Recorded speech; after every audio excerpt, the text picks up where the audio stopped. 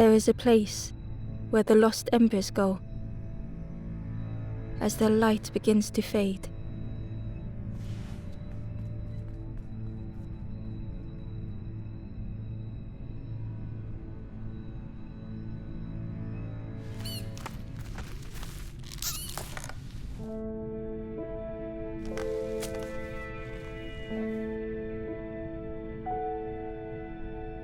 Ember ran, because standing still made them feel helpless. The wall glistened.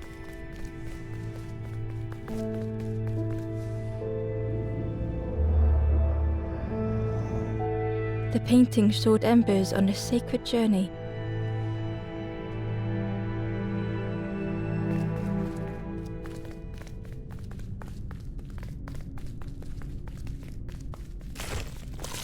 Ember felt so afraid and alone that it was a relief to find someone to talk to.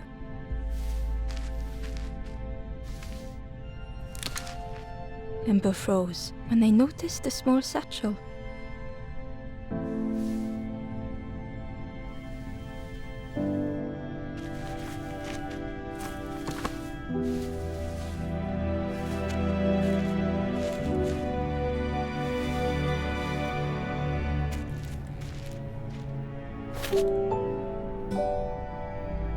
The satchel felt heavy.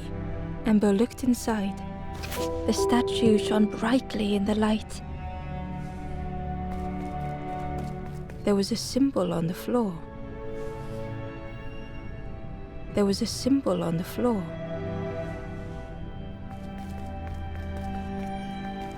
Ember noticed something wrong.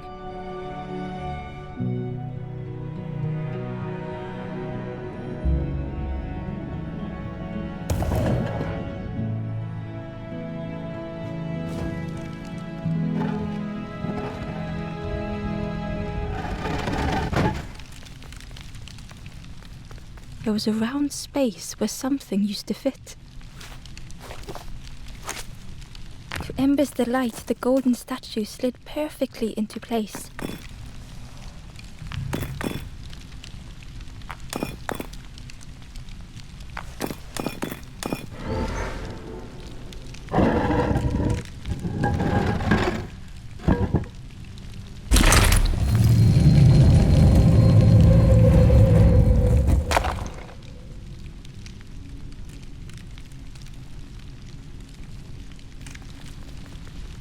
Ember left, feeling sorry for the stranger now alone in the dark.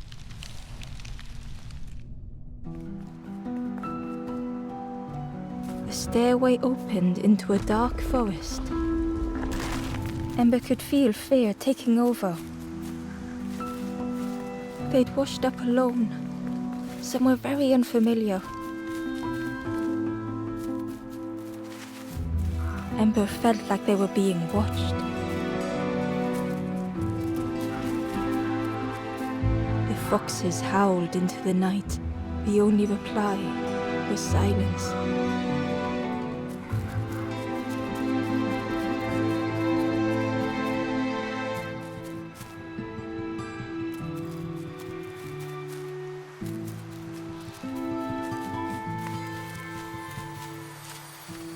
As Ember approached, the flames seemed to call out.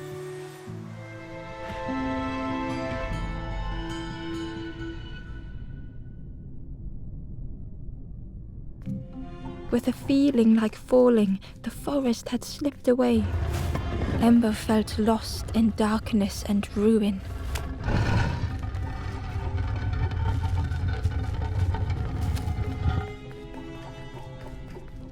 The caged flame stoked new hope in Ember.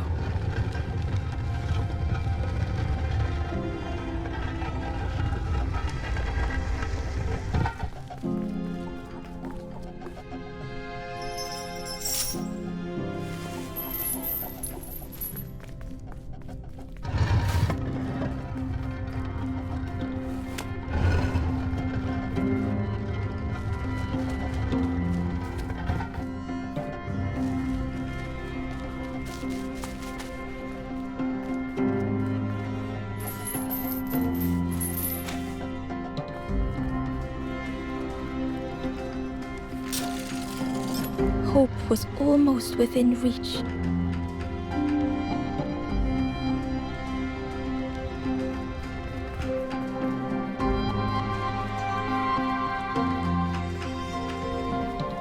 The flame spoke and Ember listened.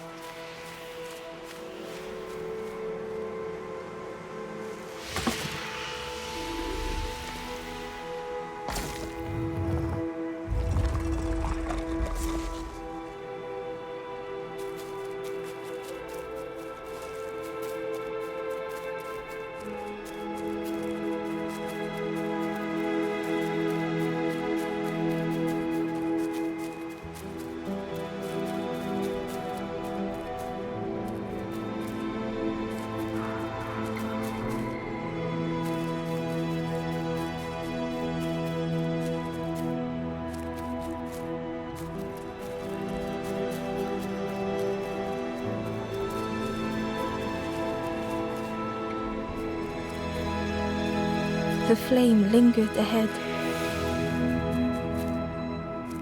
Was it trying to escape? Or leading the way?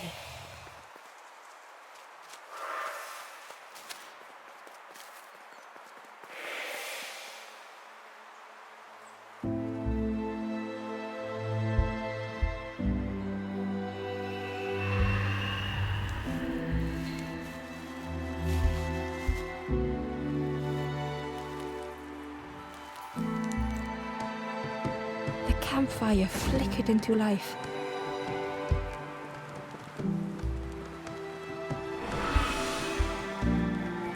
The ghost spoke. Hope has returned to a forlorn. I will warm them until they choose to move on. Ember looked to the ghost for answers. This is a place between places to travel through as your light fades, but none have passed on in a long time. The Forest King now holds us here, and those who linger will turn forlorn. Again that word, forlorn. The forlorn are those who lost their way along the path. If you find them, send them to me and I will guide them. I am just a guide along the way to fan the flame. So many lost embers have I seen, more than I could help. Ember thought of those they loved, those they'd left behind. The Forest King watches the campfire will light the way. Find those who are lost. Bring embers to the fire.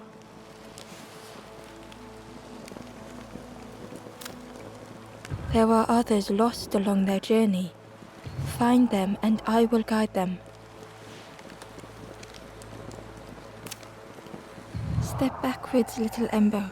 Look behind. Upon a small grassy cliff rests a forlorn.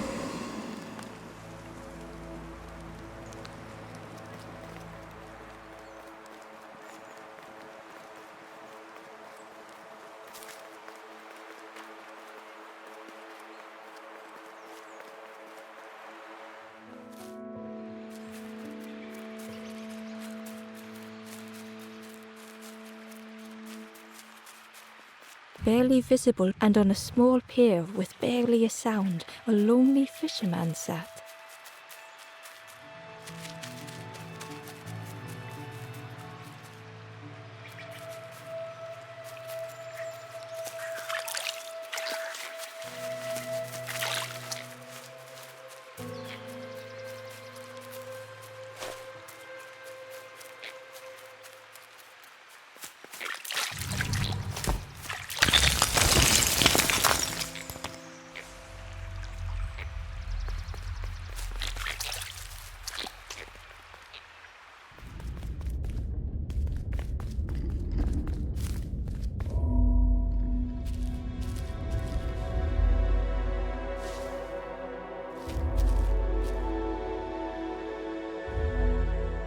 The stranger was trapped, caught in a maze.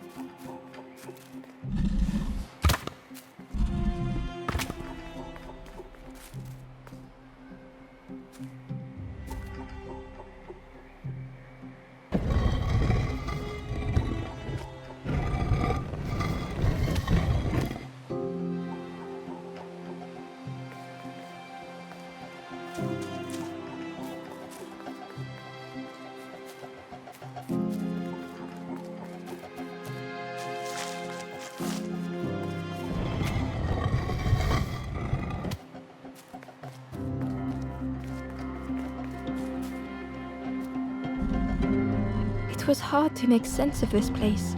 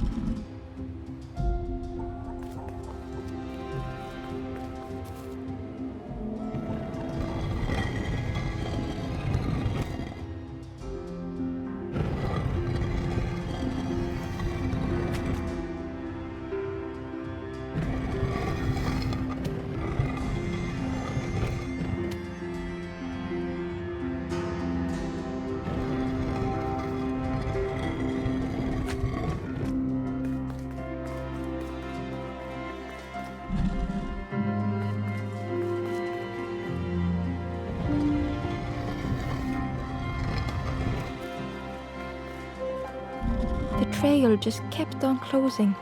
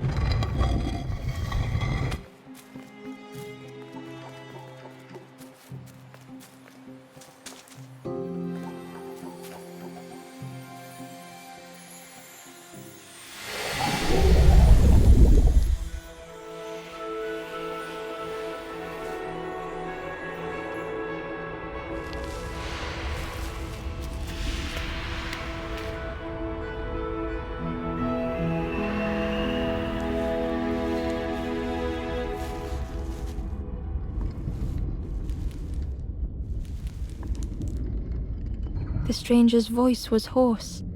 I just need some time, I think, to see things clearly.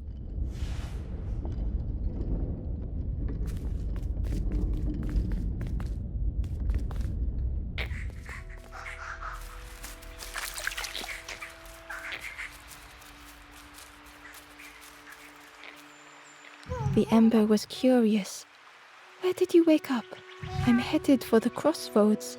It's not far, I think. I've heard there's a nest there. A safe place.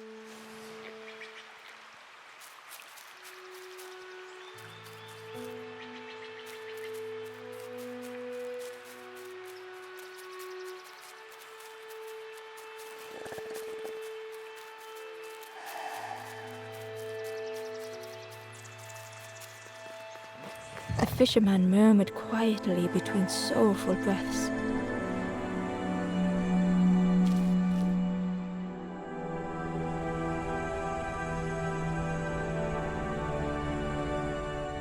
The fisherman felt so useless. His former joys were hollow.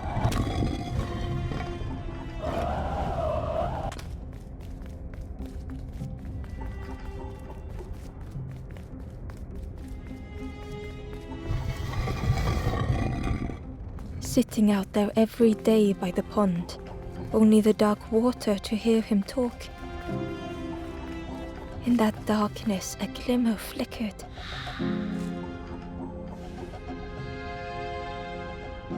A thought beating like a drum. A thought that went round and round. It all started with a frog. Every day by the pond, a constant reminder.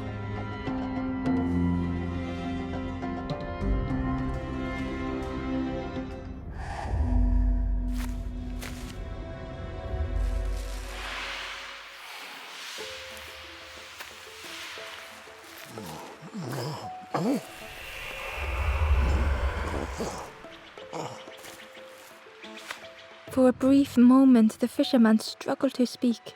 He looked at Ember, hopeful. The fisherman spoke softly. "There's a frog in that pond. A big one. Saw him grow from a tadpole. We were friends of a sort. Spent every day side by side. So much better at fishing than me, that frog is. Catches them before I can bait them. It makes me feel useless some days." The fisherman sighed. "I've wasted so much time feeling like this." The old man looked carefully at the pond, at their rod, at Ember. "Well, listen to me here, rambling on and on. It helps though, telling someone. Thank you, Ember. If you need help catching anything, you just ask."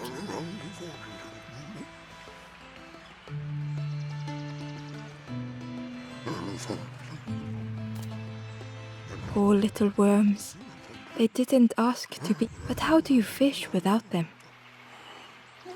One for me, one for the fishes. Slurp 'em down. They say catching a fish isn't the point. So I tell myself that. I tell myself that a lot. I chased old Blue Betty round this pond for years. Best days of my life catching that fish. Had to use myself as bait. Stuck on me head ever since. You saw the frog? Did the frog mention me? You ask the frog about me, see what they say. Actually, no, just... Please don't tell the frog how much I talk about them. If you need help catching anything, you just ask.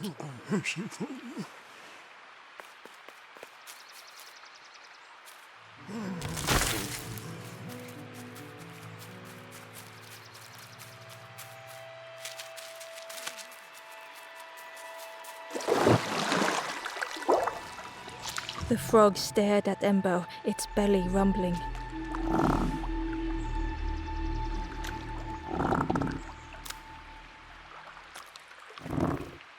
The frog stared at Ember, its belly rumbling. Its eyes were fixed on Ember, but it seemed to mean no harm. Was this the frog that the fisherman spoke of? Ember could hardly ignore the rumbling from the frog's belly.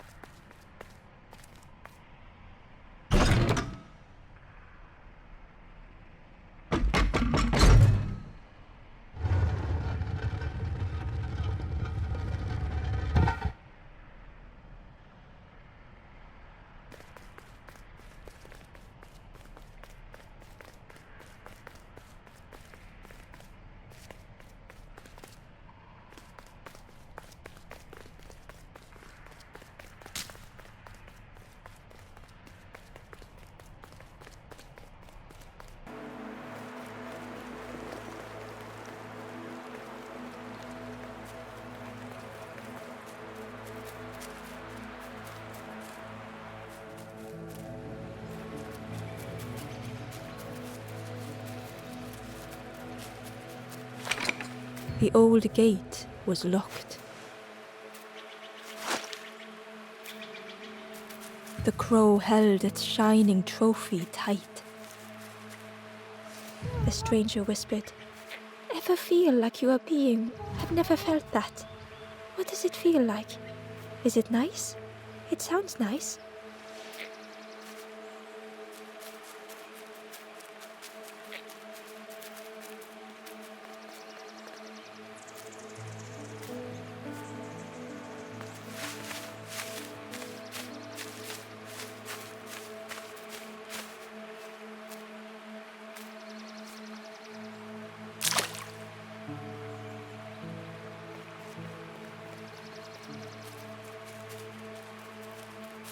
The cave entrance was overgrown with dry brambles.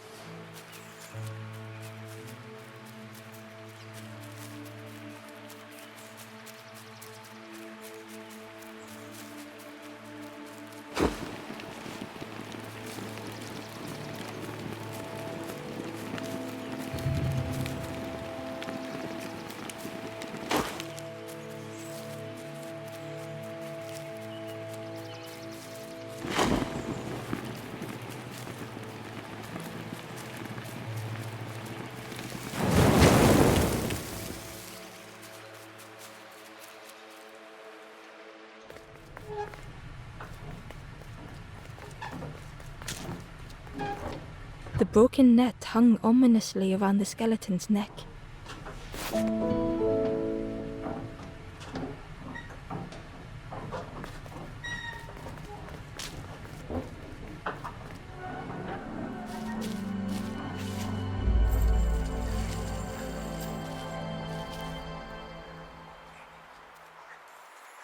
The stranger shivered in the cold.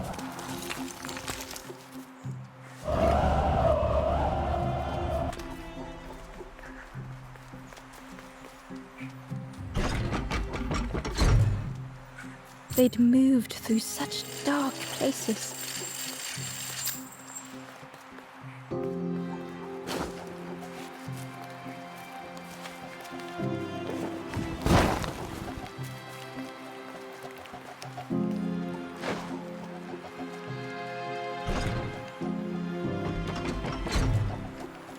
They lay down and closed their eyes.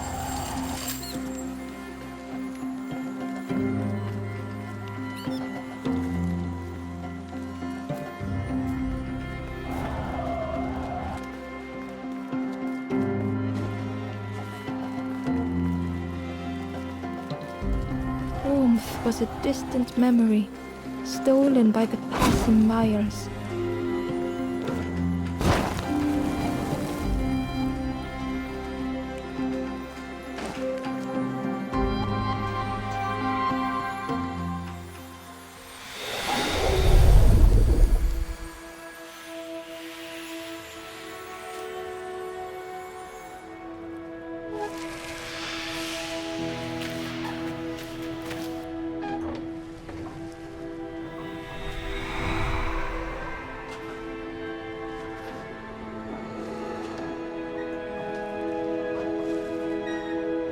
The stranger blinked at Embo.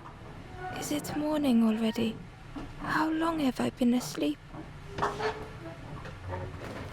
The stranger blinked at Embo. "Is it morning already? How long have I been asleep?"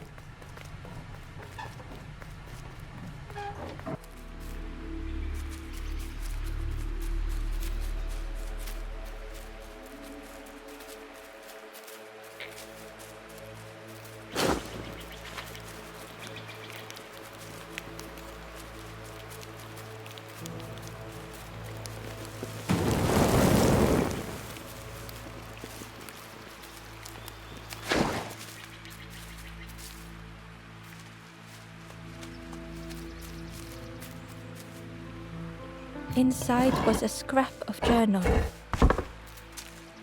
The strangers on the water went on without me. Where have I landed? Vines and thorns stretch out to trip me.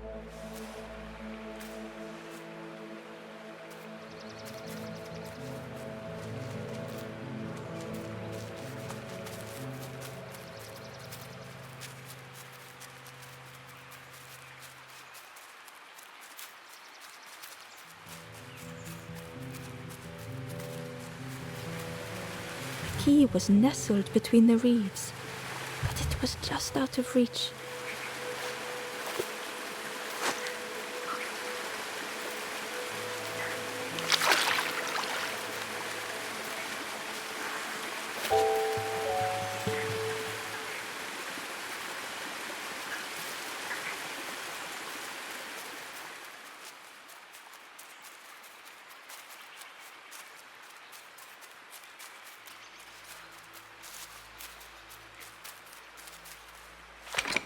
The old gate was locked.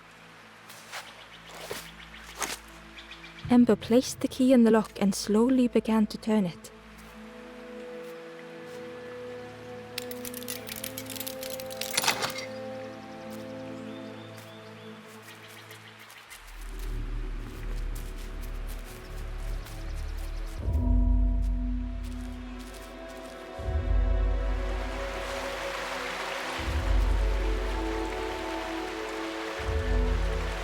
The stranger gasped for breath. Dark water slipping above their head.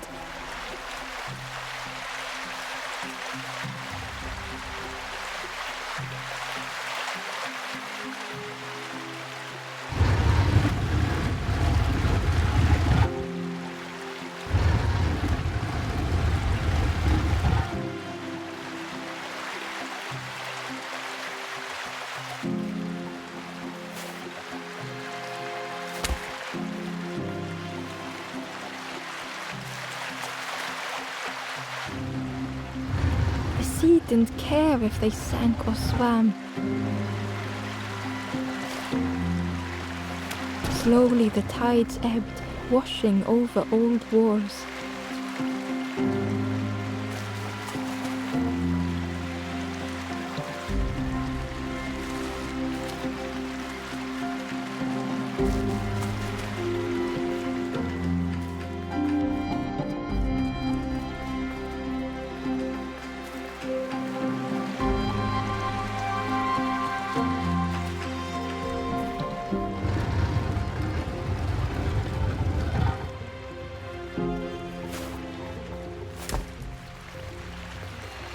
A safe harbor emerging from the inky depths.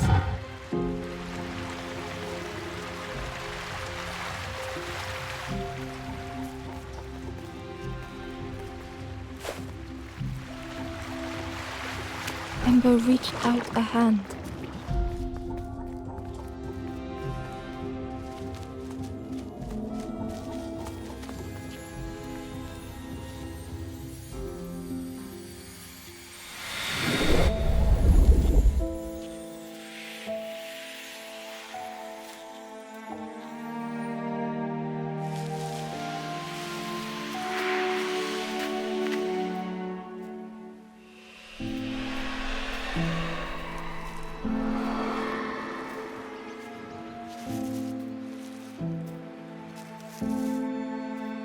The stranger looked down.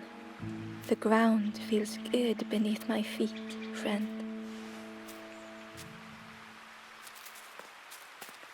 The stranger looked down.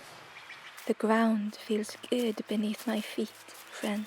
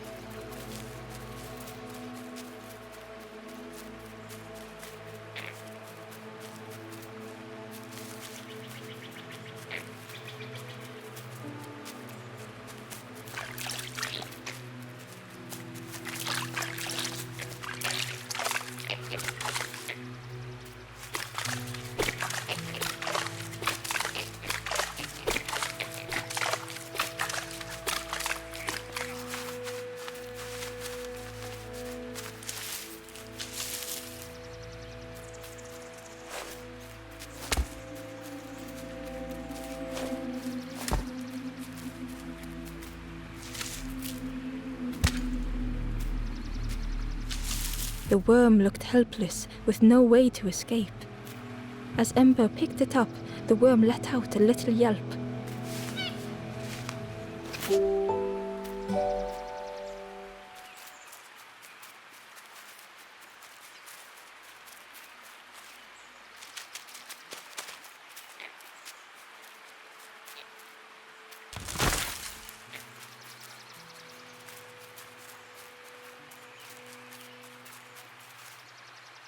The Wanderer's Diary.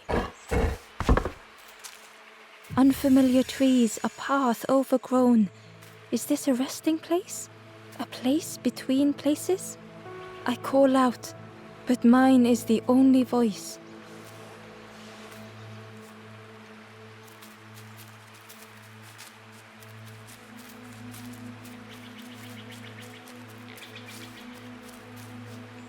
The stranger with, I've never felt that. What does it feel like? Is it nice? It sounds nice.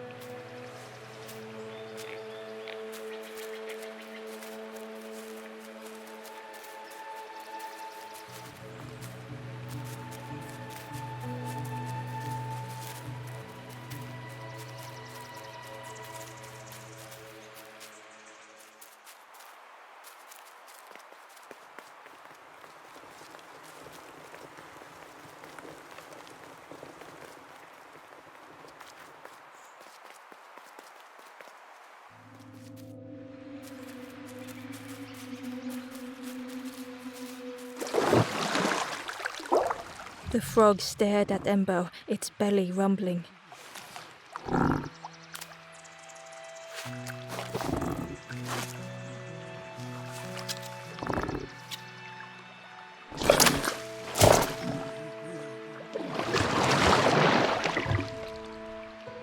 This was not how Ember had imagined the end.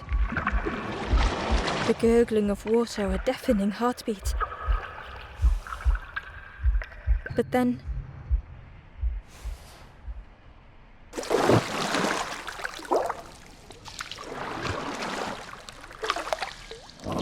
the fog returned Ember's good deed by leading them to a lost forlorn.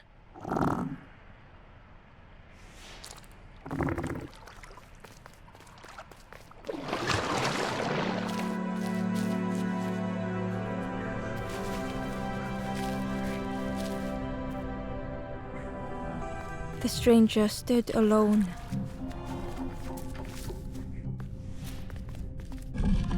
Their friends have fallen aside, retreating from what came next.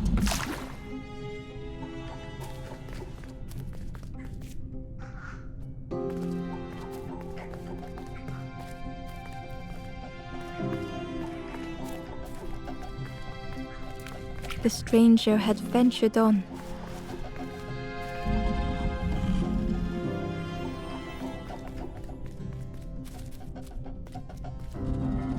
Now they were deep in the woods.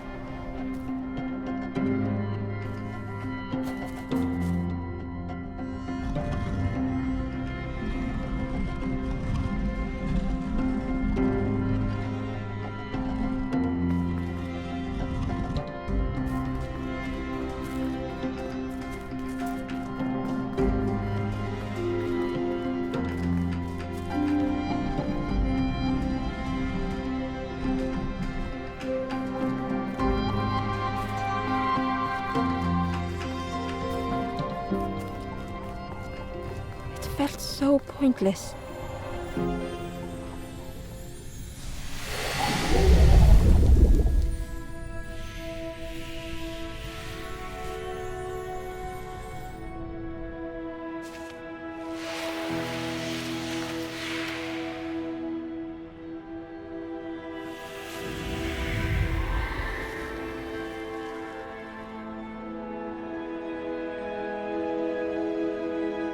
The stranger spoke hesitantly. Is the campfire crowded?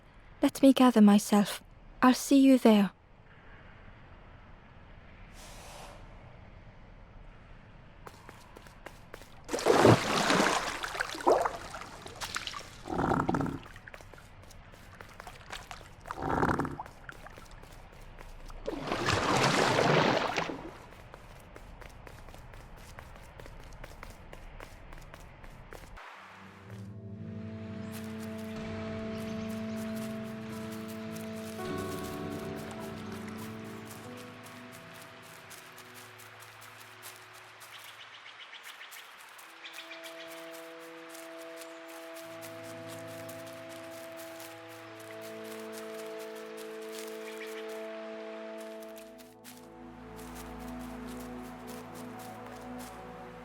The traveler spoke.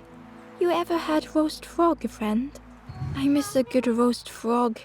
Oh, how they crackle.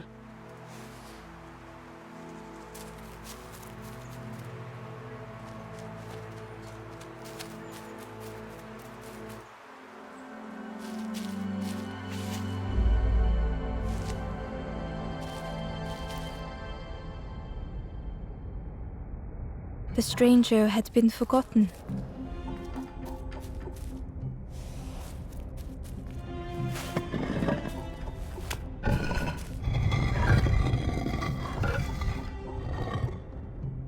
They tried to follow as best they could.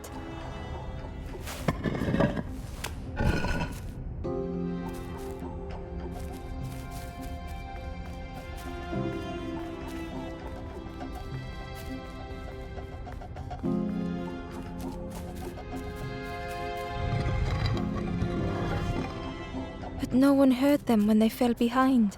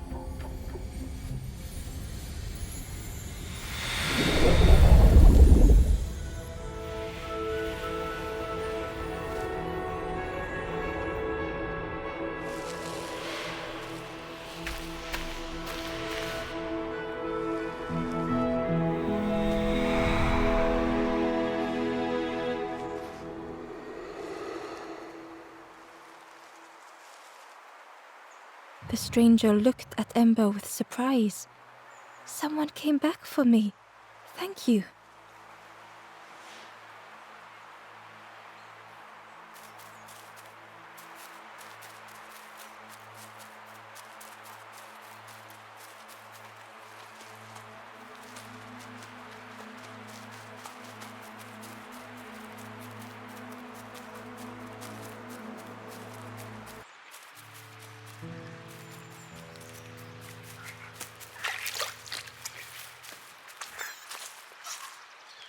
The traveler said, You sailed in here.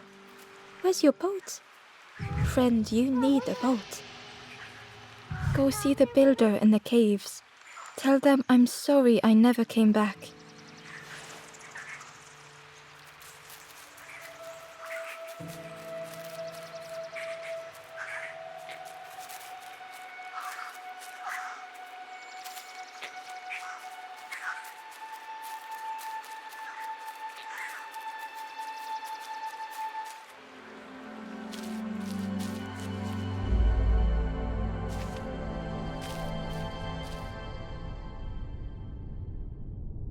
The stranger had blazed their own path,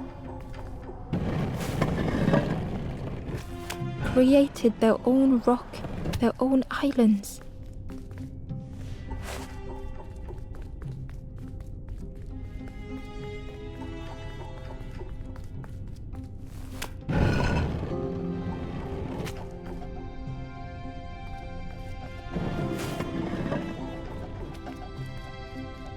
They did not need Ember's kindness.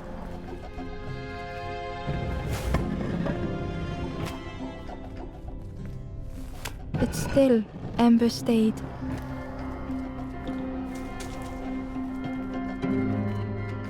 Building a bridge should it ever be needed.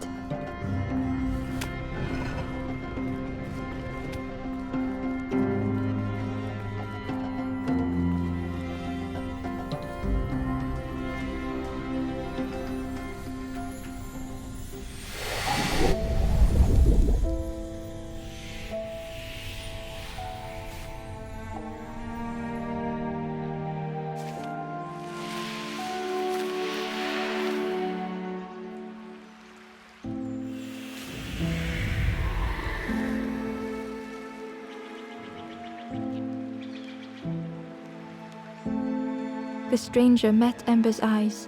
The two shared a moment of silence.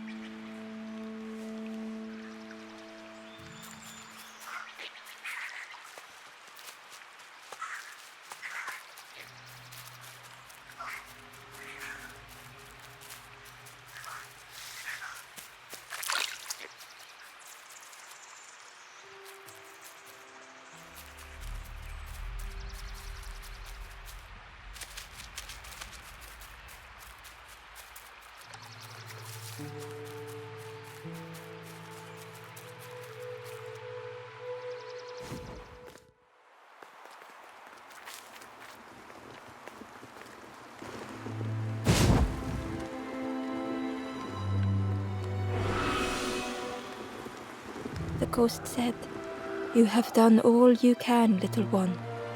Your journey lies ahead. Little one, your journey ahead will not be easy. The path to leave this place is blocked. I will guide others to follow after you clear the way."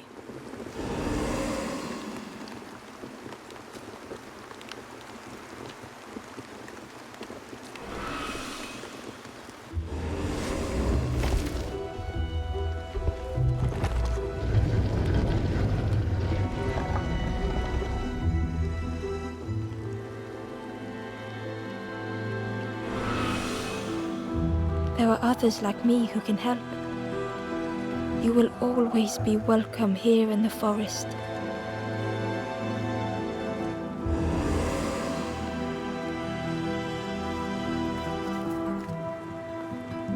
The stranger spoke. My head feels clear for the first time.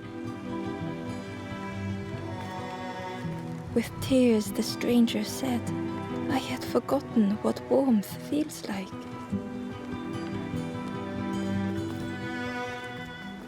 The stranger said thoughtfully, "I felt so alone. I was so lost."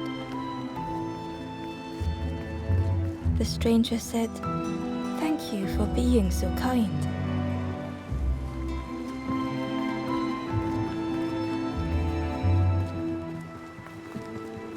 The stranger thought, "I feel ready to move on." The stranger said, "Take care of those you care about the most."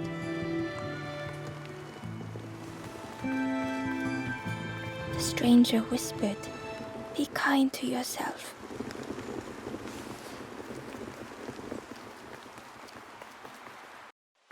Once again, Ember could feel eyes watching.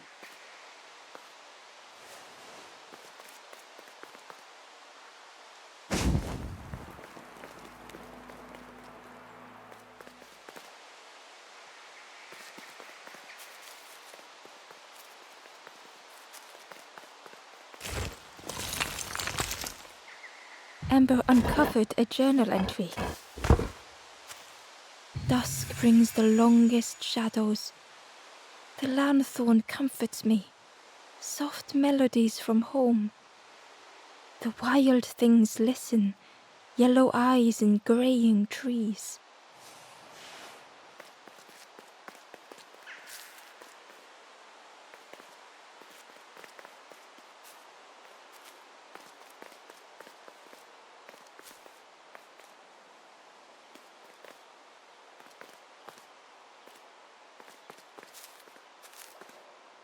Ember approached the forlorn, but felt it was different.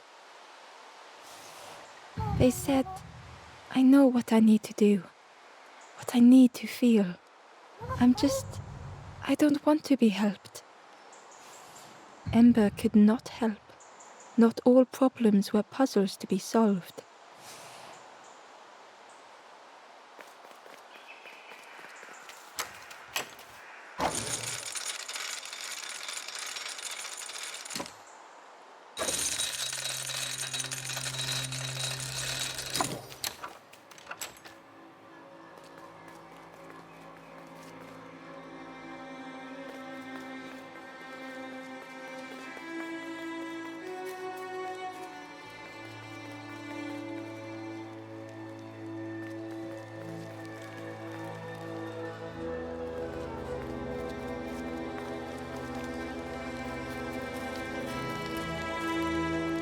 The two travelers were talking quietly.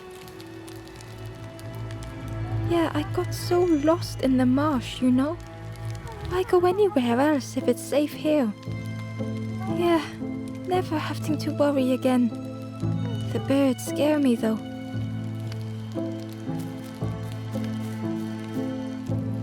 Do you know where we are? I've been walking forever, lost in the marsh.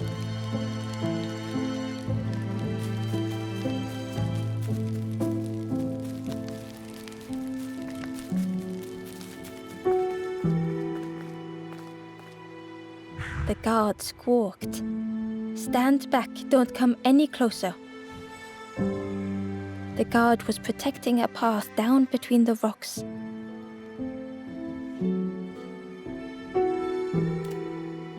Nothing down there but sadness and turning forlorn. Go see the Forest King.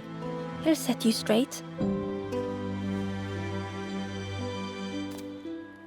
The Forest King showed me the way. You'll see there's no need to keep going. He'll make a bird of you. Go get your feathers.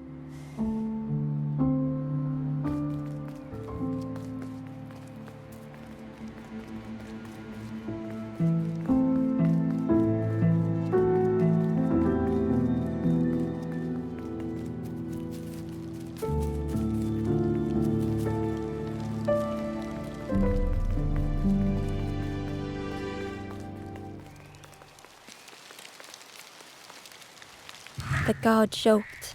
Another scrawny Ember from the forest, and with a bag looking all nicely and shiny. Both guards started looking at Ember with a deathly stare. The guard leered. The Forest King would like you, little scruff.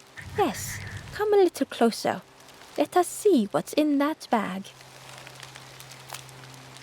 We guard the door to the Forest King. Oh yes, we decide who gets to see the king.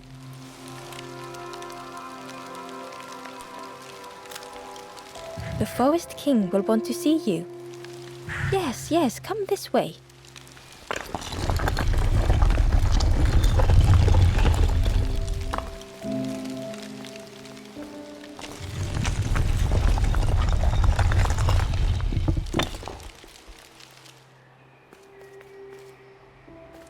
A feeling of foreboding overcame Ember.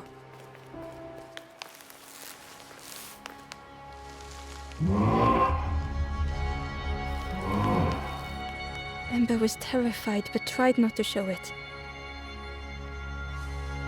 The giant bird spoke softly. Another little Ember. Speak, little one. Do not fear. The bird is a friend. Ember wanted to feel safe. Oh, little Ember. Birds won't hurt you. Birds will take another under our wing. Stay safe in the nest, you'll never turn forlorn. Ember was still afraid. Is it the night that scares you, little one?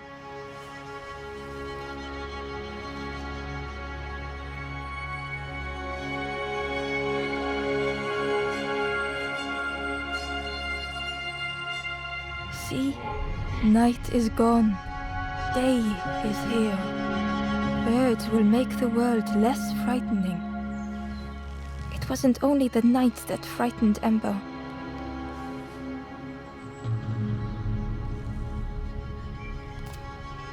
The bird was disappointed. Stay?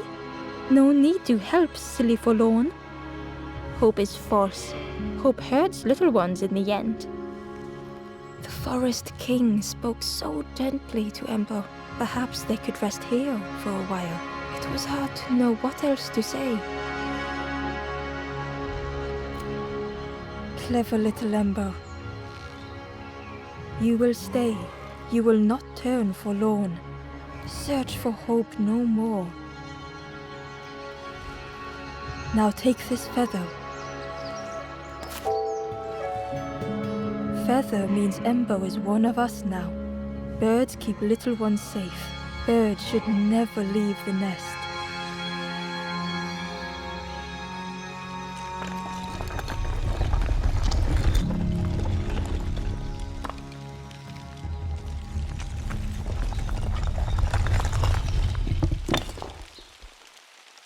The guards seem pleased. Clever Scruff sticking with us. I can hold that bag for you. Leave them alone, they're one of us now. Yeah, one of us. And we all shares bags and things.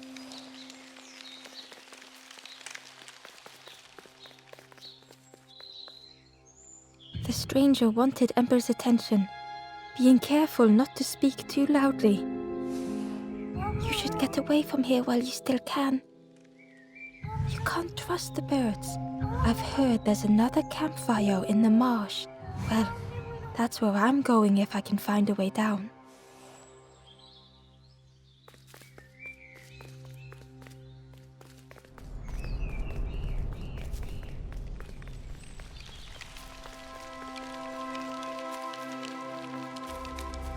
The travelers had disappeared. Their campfire remained. The ashes were still warm. Bird tracks lay in the cinders.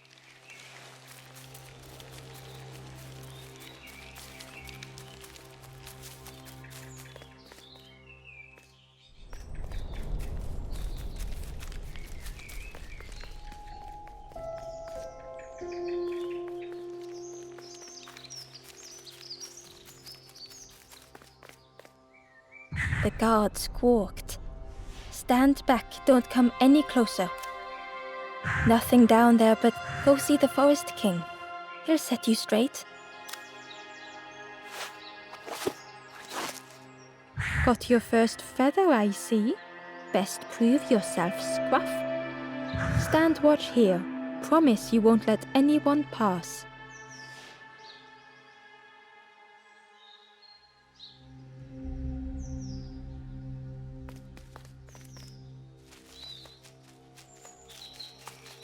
Ember didn't like deceiving the birds. But what choice did they have? They couldn't rest in that place forever. They had to keep going.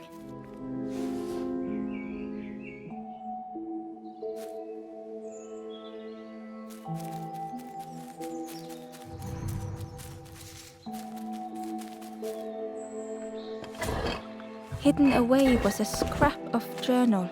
There were memories here, bound in rock. I hear their voices echo in the ancient stone. I find footprints by the cinders, a makeshift camp.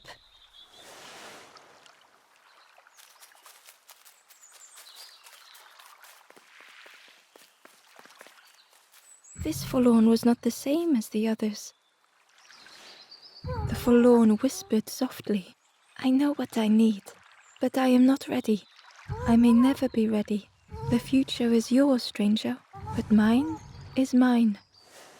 Ember left the forlorn with their thoughts. The time wasn't right, perhaps would never be.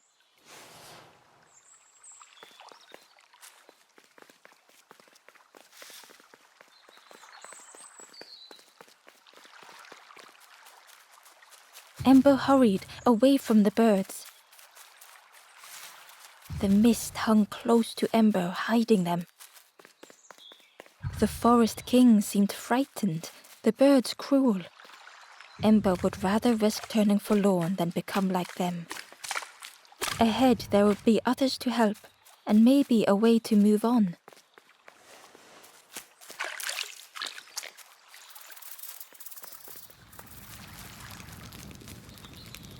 The traveler seemed distressed. I'm sure it's fine. They'll be okay. But it's been a while since... It's my fault.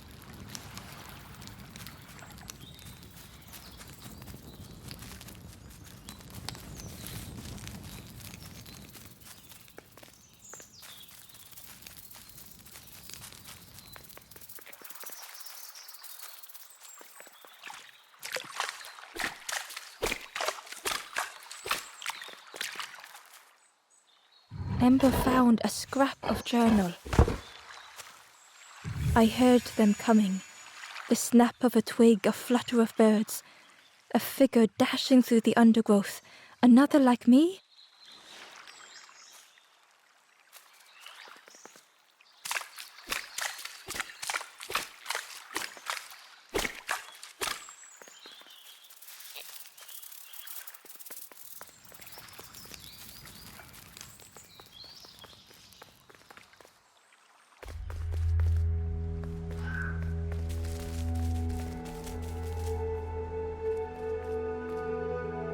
The traveler whispered quietly. No matter where I go, I always end up here. No matter where I go, always here.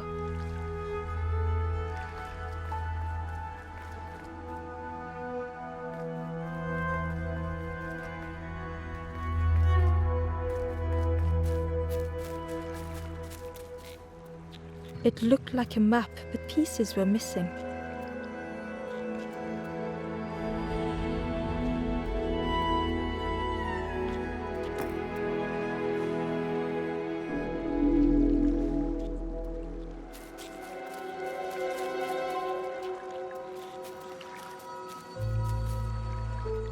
Hidden inside was the Wanderer's journal. Another face at last. A catcher of fish resting by a pond. We work together, silk and tar and aching fingers. My boat floats once more, though I almost wish to stay.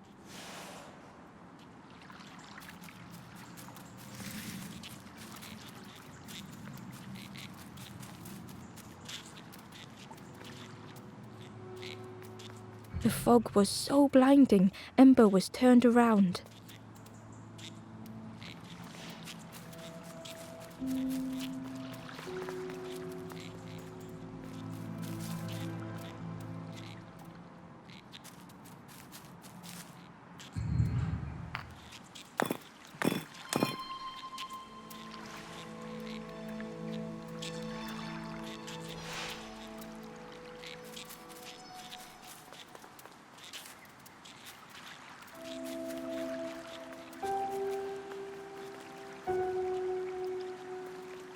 The fog was so blinding, Ember was turned around.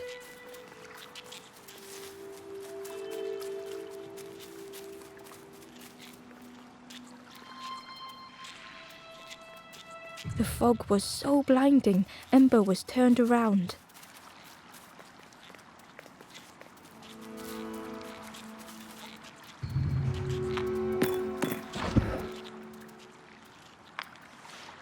The piece formed a new route.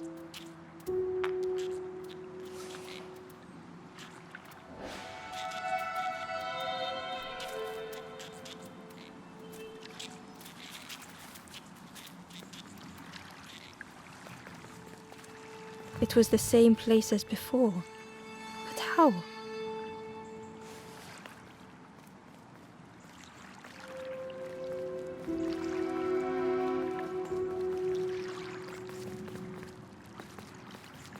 An eerie scene, like a moment frozen in time. Inside was a secret diary entry. Pink, orange, red, brown, leaves gently dancing to the ground. Crunch, crackle, lovely sound, fall into a giant mound.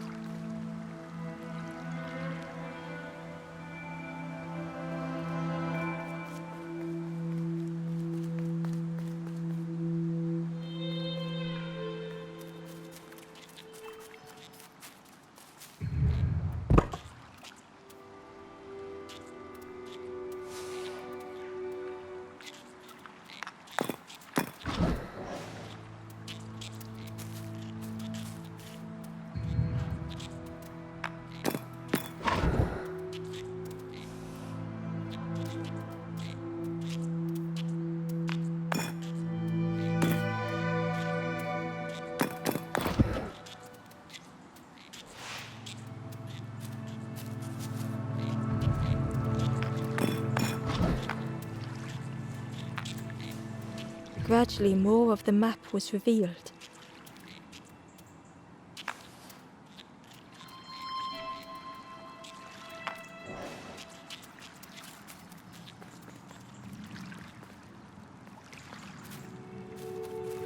A section of bridge had somehow been ripped from its foundations.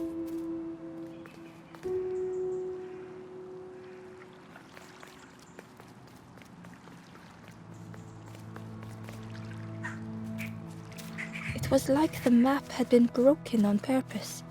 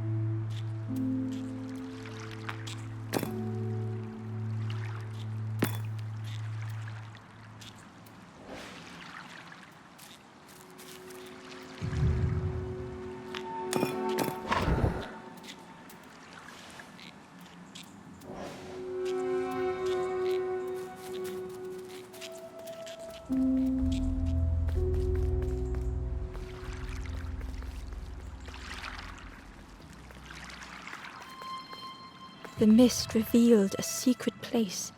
Was it hidden on purpose?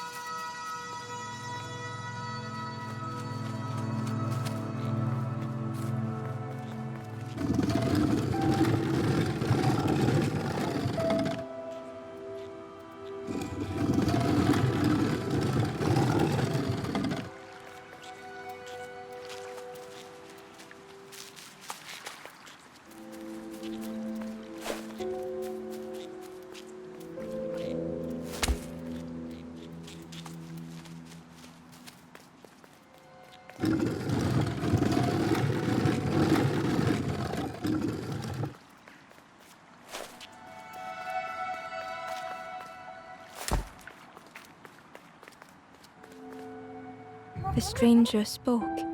You know, part of me didn't want to be found. I said some things I shouldn't have, and now I'm lost. And it's too late.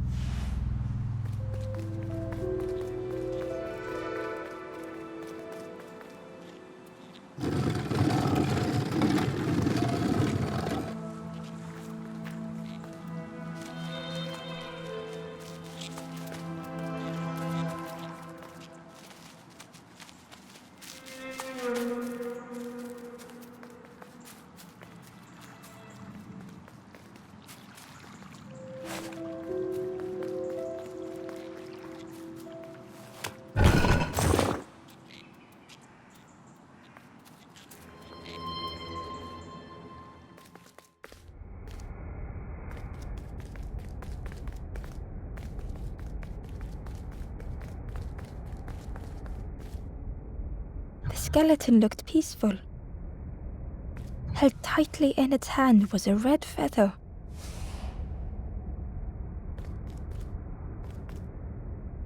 The skeleton looked held tightly in its hand was a red feather.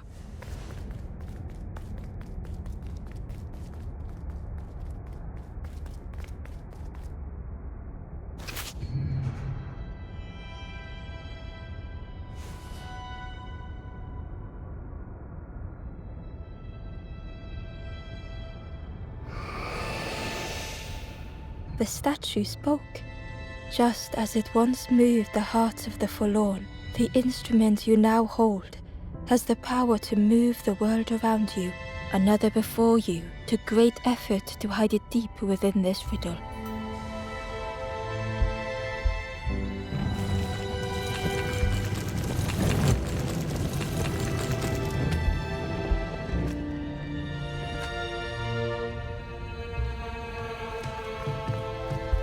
The lanthorn began to glow.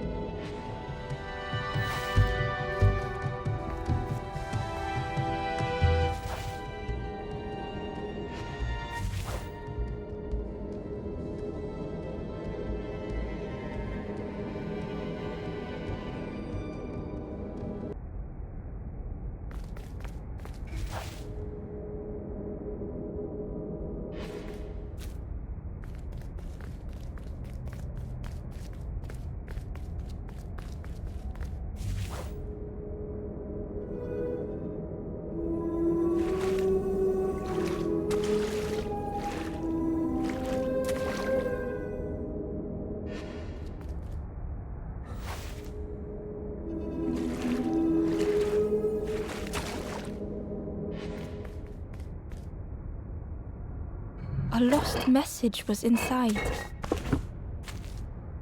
The mist is thick. One way blurs into another. Where do I end? Where does the world begin? I cannot see far enough to tell.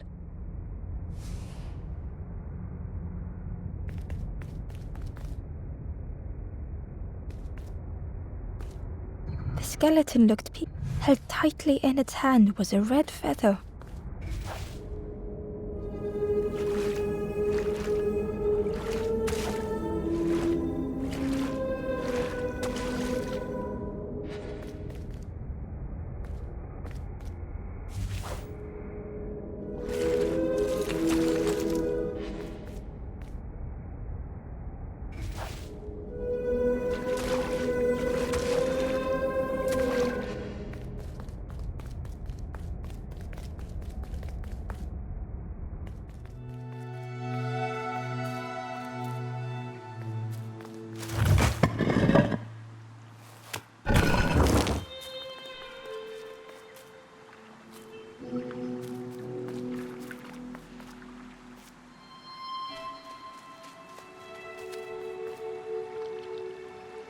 The stranger spoke.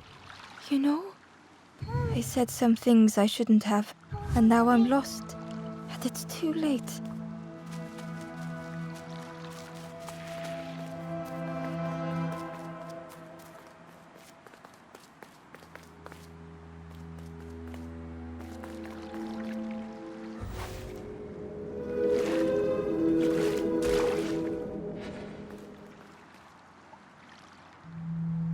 Ember found a secret note from the Wanderer. Something beckons. This place is not home. I trace the map in my head, recite the older myths. I have to move on.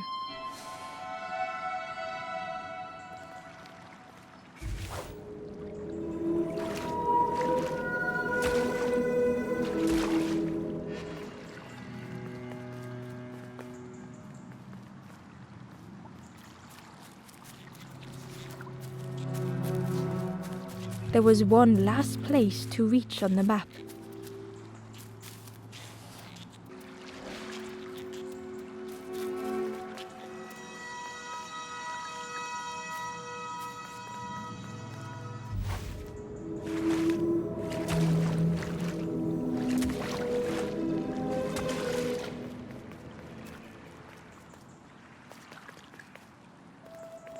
Ember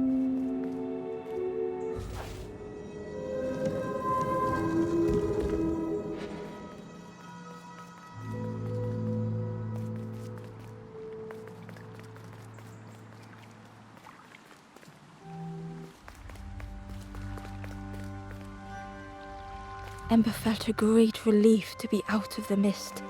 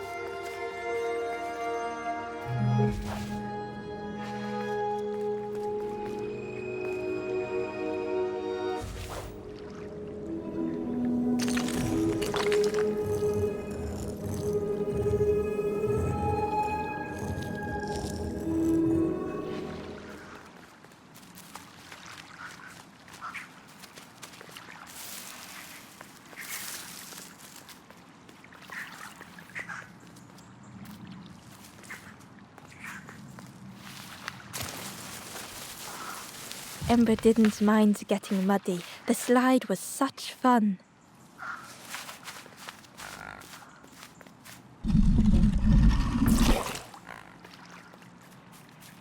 A sleeping pig, trotters in the air. They looked happy.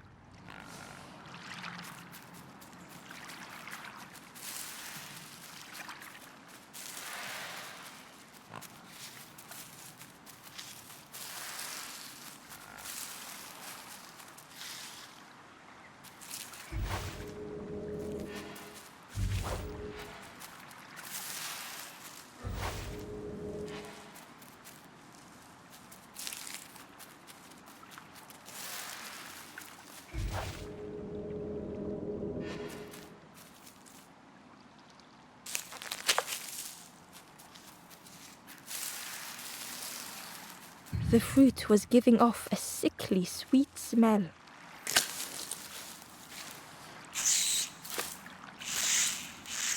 The plant looked like it could take a hand off. And it was in Ember's way.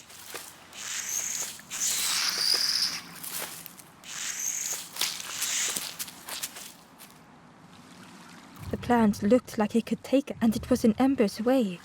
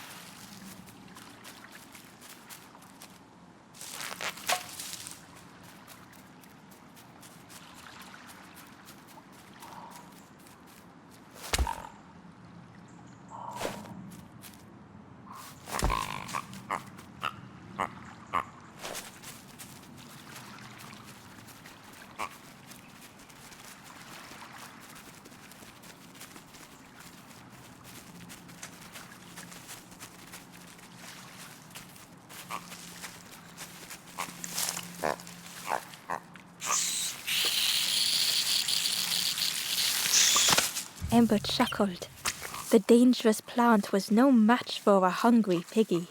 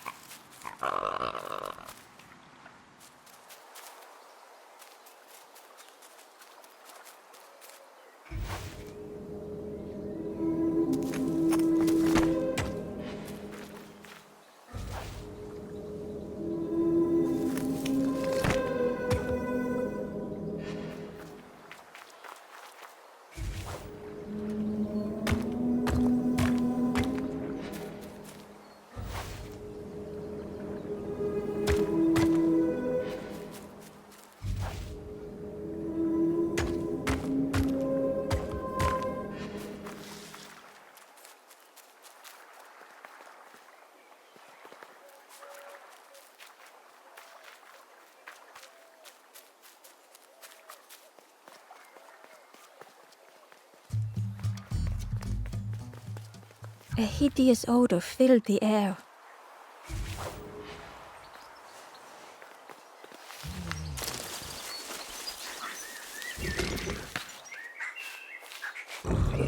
And suddenly, the reason was obvious.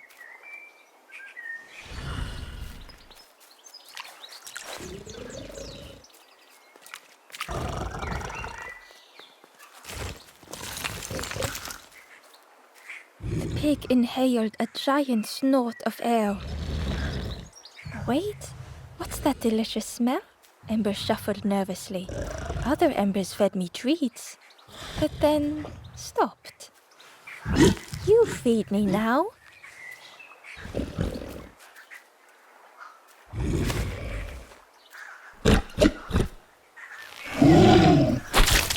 As the pig chewed, a light grew in its belly.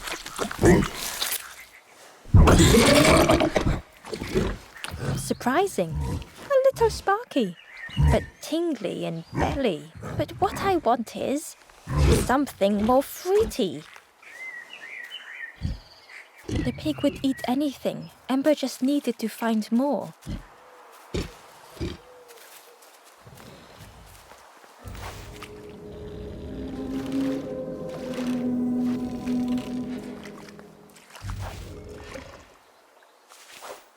Ember found a lost message.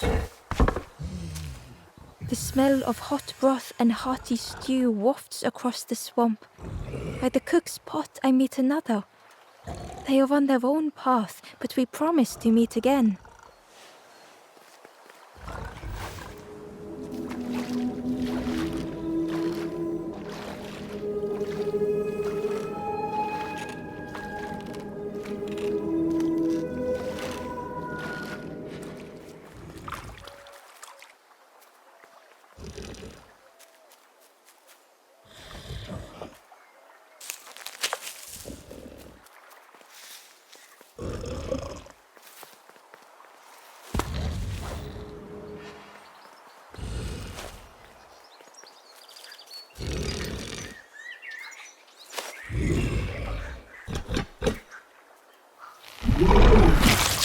And with each thing it ate, the light grew even brighter. Fruity, fresh, but tastes a lot like mud. But what I want is something with more crunch. Perhaps if Ember could satisfy the pig, they might be more helpful.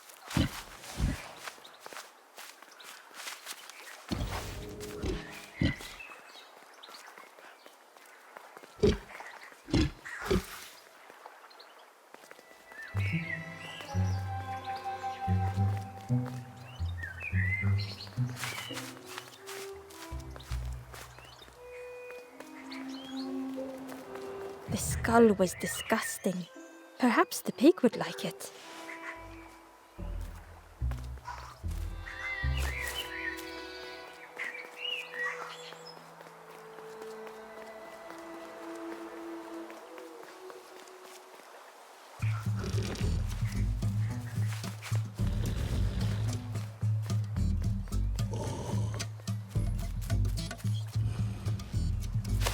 This was the last thing Ember could find to offer.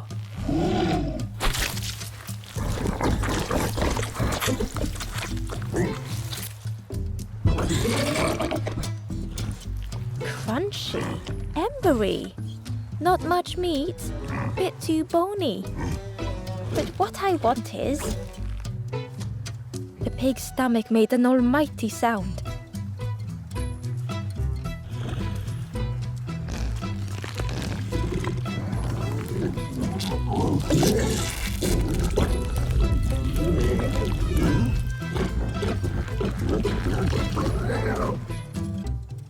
Ember chuckled with relief at the large creature they had been so afraid of.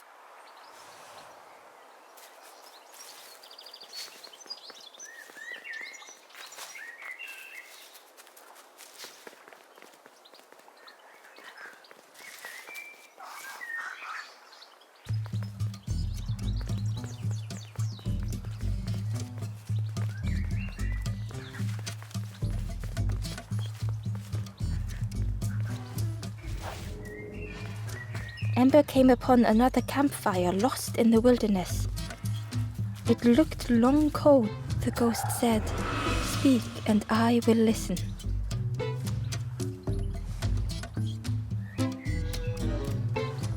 This is the hollow marsh. Here hope was consumed before it could flourish. You must not lose hope, or you too will turn forlorn. Ember thought of those they loved, those they'd left behind.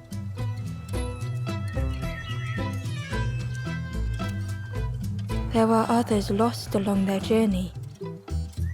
Find them and I will guide them.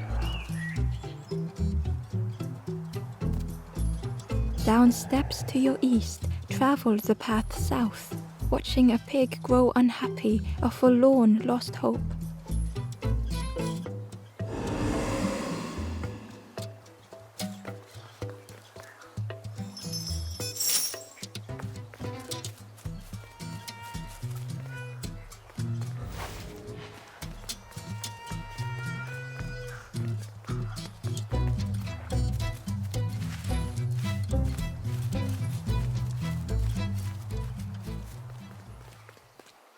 Through the mist, Ember could feel they were being watched.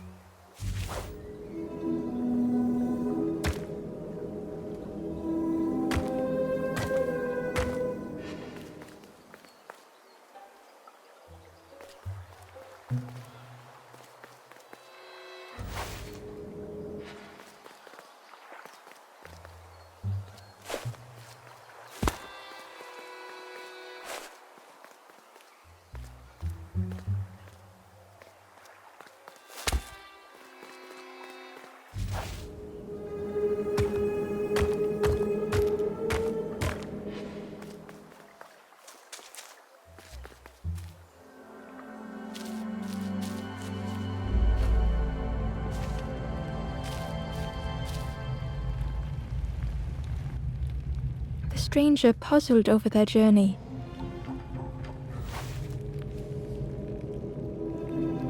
Some steps felt effortless.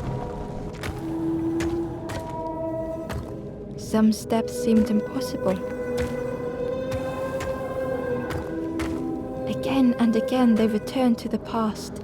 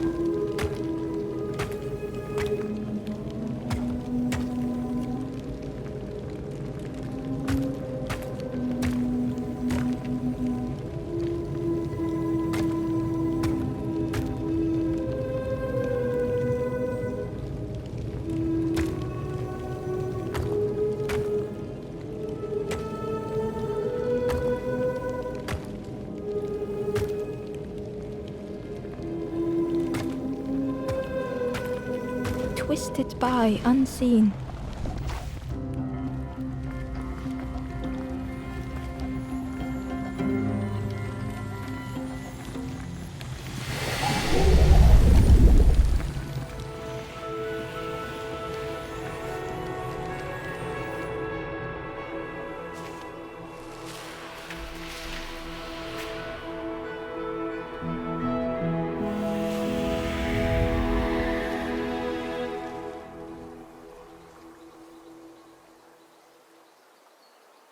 Gratefully, the stranger said, "Friend, thank you.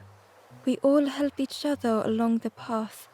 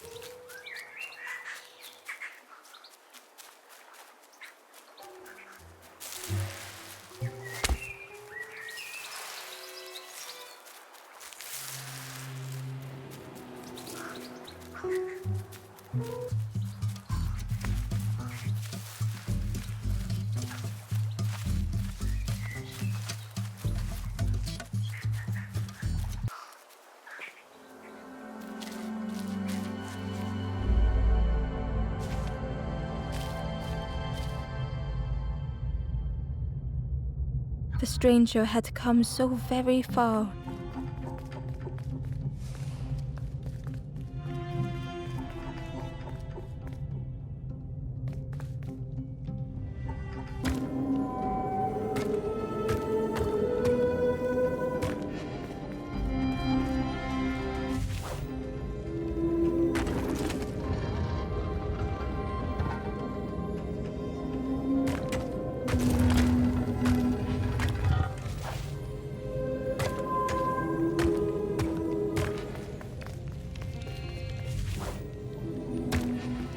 It was such a long way down.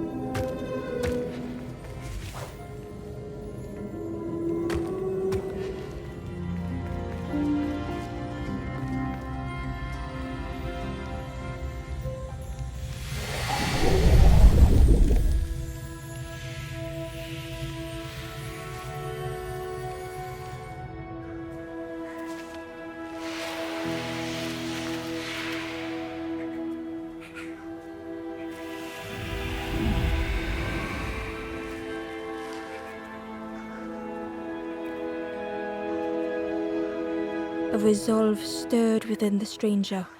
Just a few more steps. It can't be much further.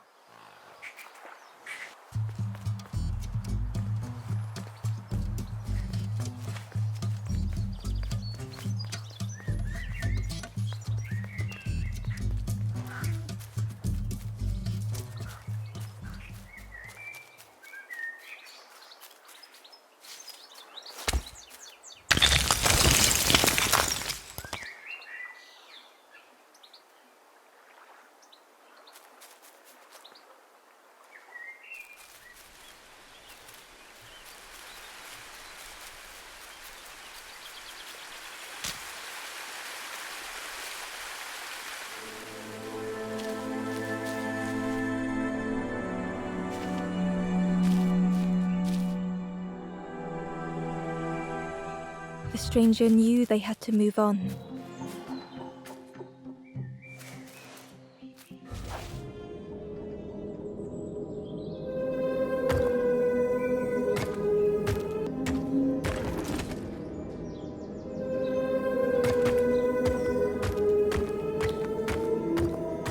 They tried so hard to see it all. To leave now seemed unbearable.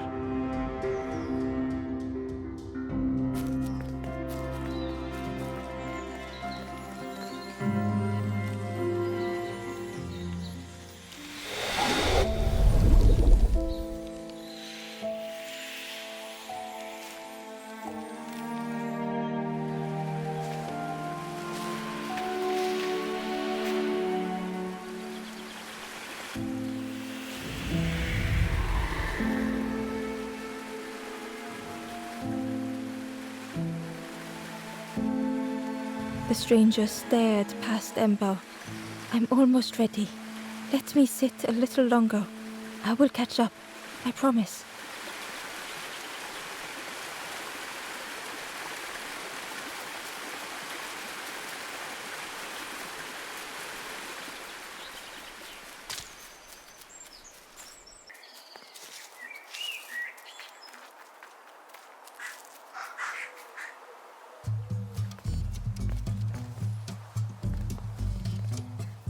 The pig had vanished, but something moved beneath the surface.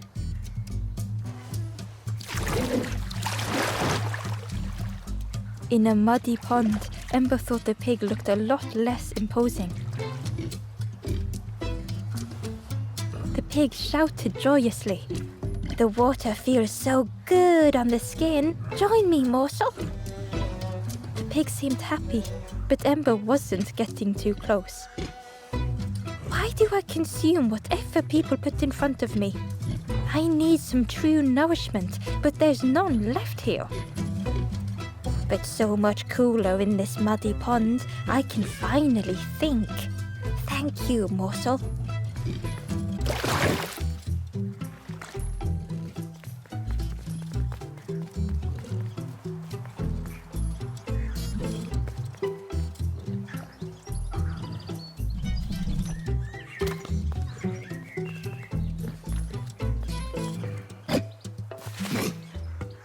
Ember thought about the pig. Fed to bursting by others, but without nourishment. Who had the pig been before? Ember wondered. Cheerily, the stranger said, "Don't say much, little friend, do you? Remind me of one of those golem statues. Stood there, mouth open. I like you."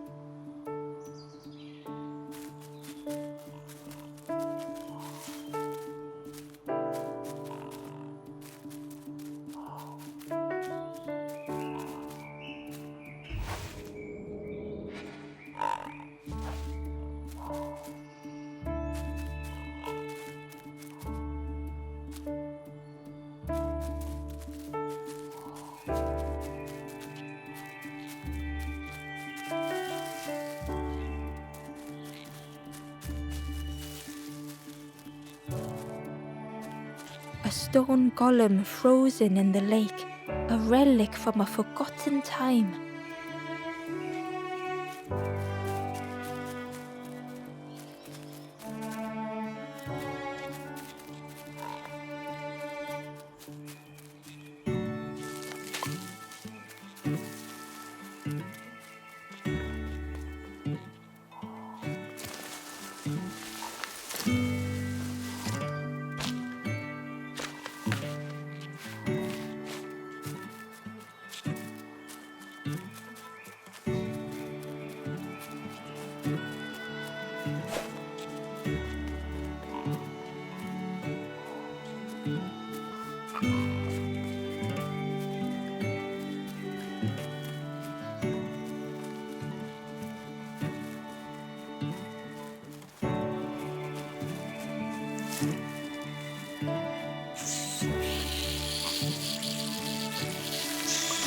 Ember watched as the helpful piggy cleared the path.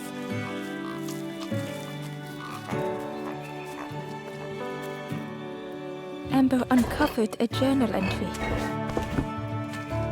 Snotty piggy, simple piggy, so easily teased with fruit. They are no help until they are fed. A few grow fat, wobbling on their trotters.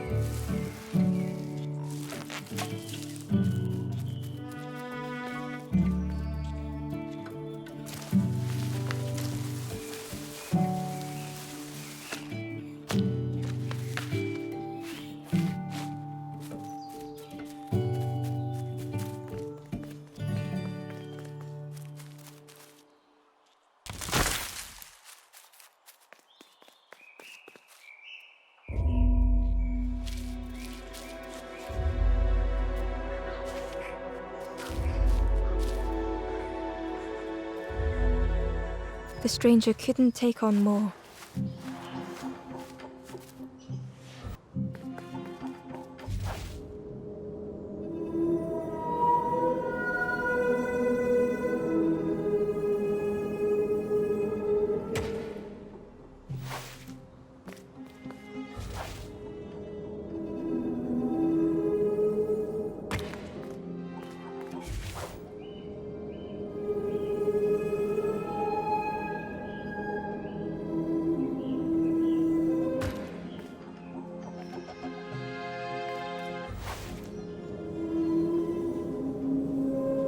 They settled into the soft moss and waited.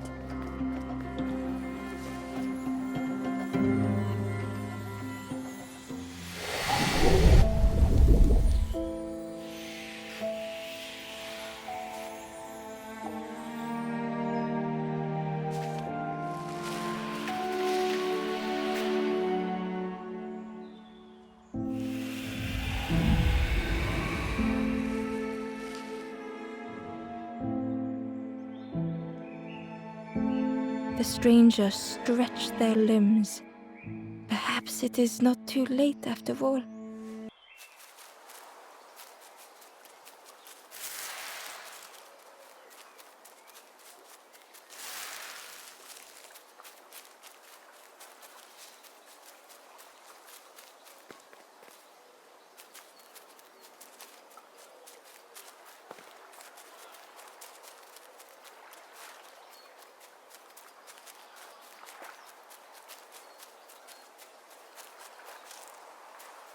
The pot had turned cold.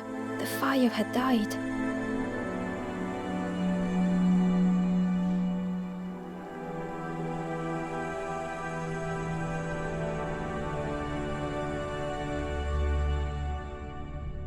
Nothing the cook made felt good enough.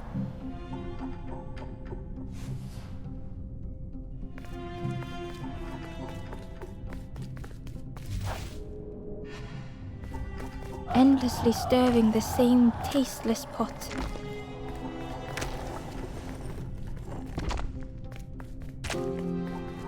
Couldn't focus, sleepwalking through the days. Aimed inwards was a swirl of thoughts.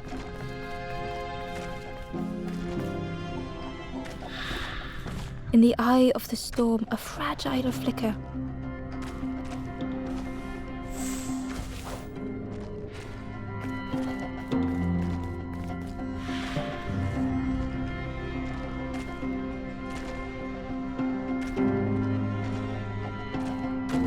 They wanted to serve something perfect.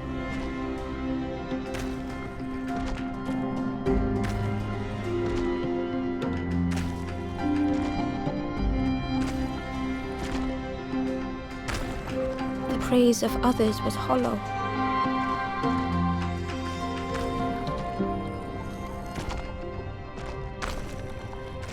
The cook felt numb and hurt all at once.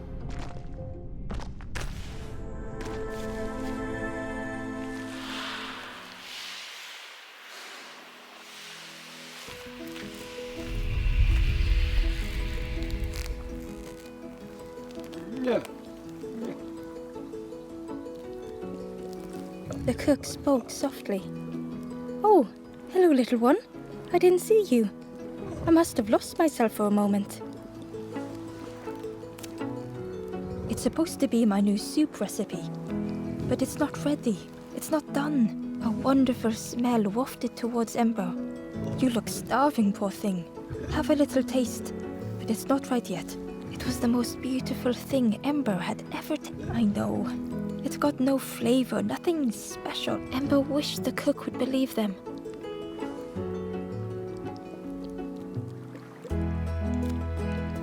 "Oh, I used to love this. Just want to be good at it. But it feels like I'm making the same things. Oh, nothing has flavor. I'm stuck."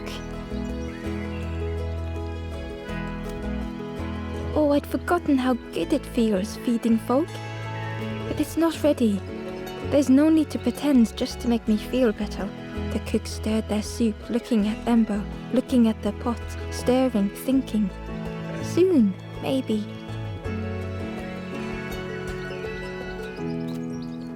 If you know what you want, I can try. But I really need some better ingredients. Something from the orchard could have worked, if it was still standing. Oh. The cooks struggle to hold back their emotions. Pigs have gotten in me orchard. Planted every sapling I did. All me hard work, take the key and have a look yourself. I can't bear to. See if anything is left, but I promise you, there won't be.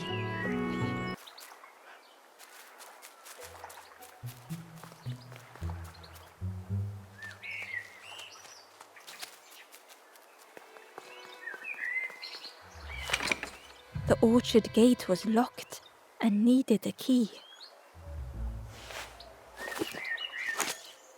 Ember placed the key in the lock and slowly began to turn it.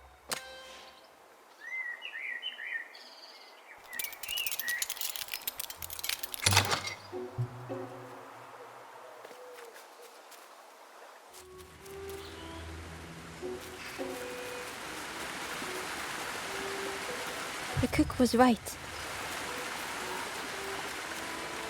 The pigs had destroyed everything.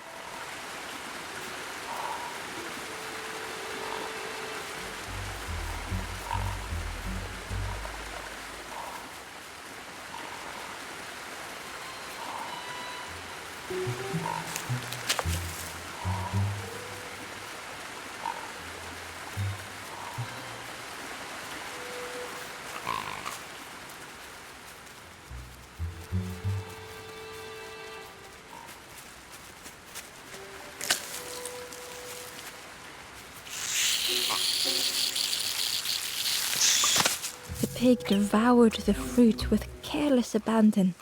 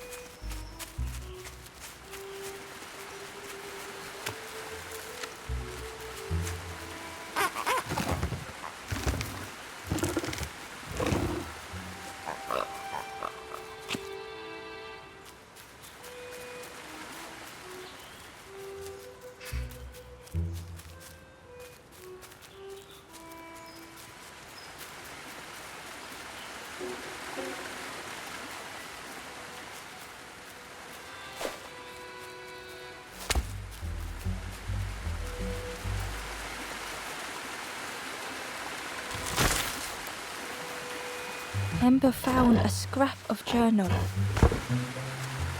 The lanthorn wards off ghosts and fear. It shapes the world as we wish it.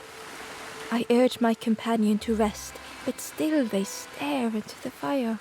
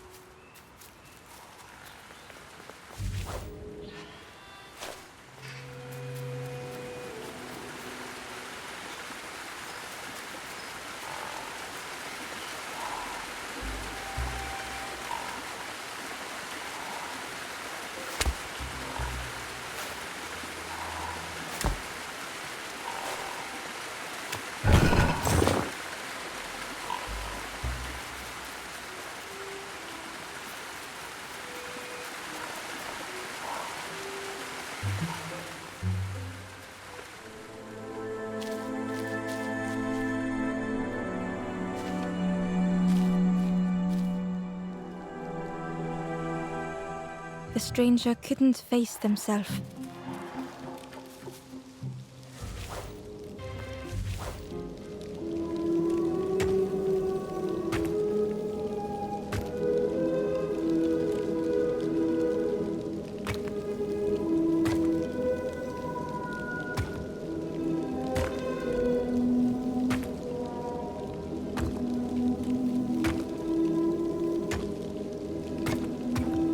It had been easier just to turn aside.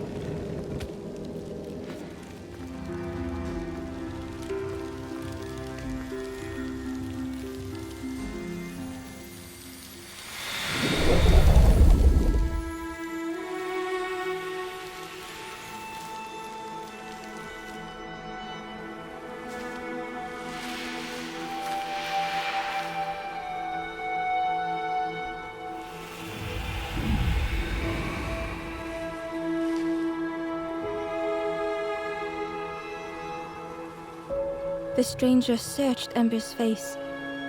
Is there hope for me, do you think? Will I make it?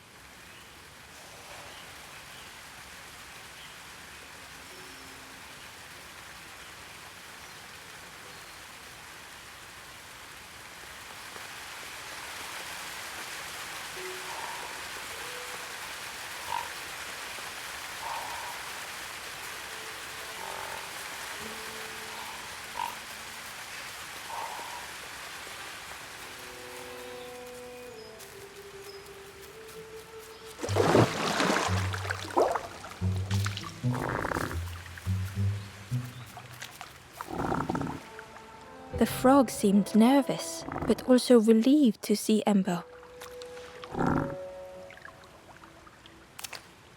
They told Ember that the birds had let all the pigs into the orchard, and that the pigs had eaten everything, all whilst the birds watched and laughed.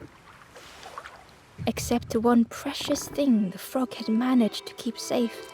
The frog offered the lotus seeds to Ember. They pleaded for Ember to take the lotus seeds to their old friend the cook, as the frog knew how important good ingredients were in hard times.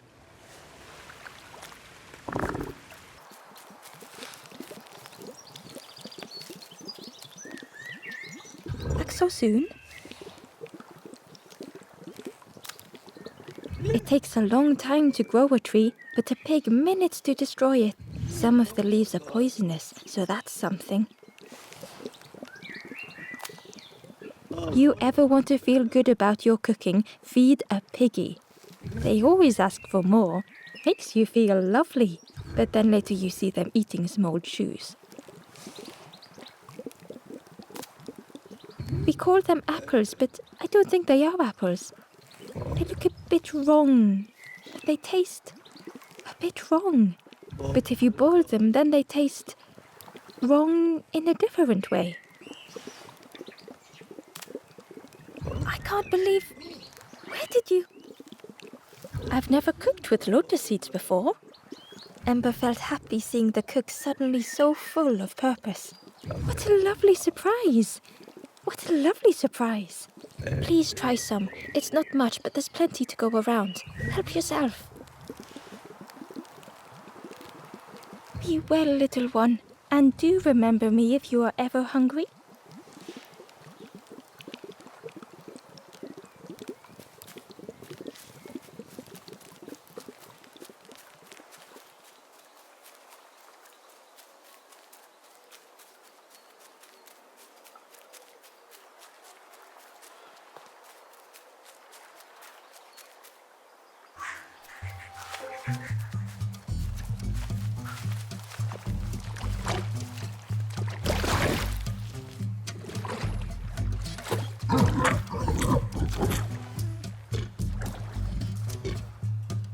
The pig was joyous. What is this morsel? My insides feel as refreshed as my outsides. I did not dream such food was possible. We will plant a garden of treats. We will grow and eat like piggy kings. Compliments to the chef.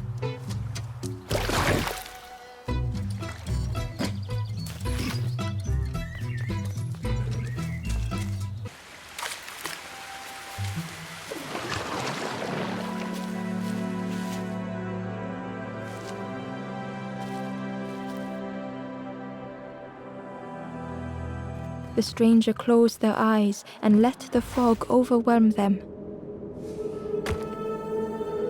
Soft, gentle fog, it held them like a vice.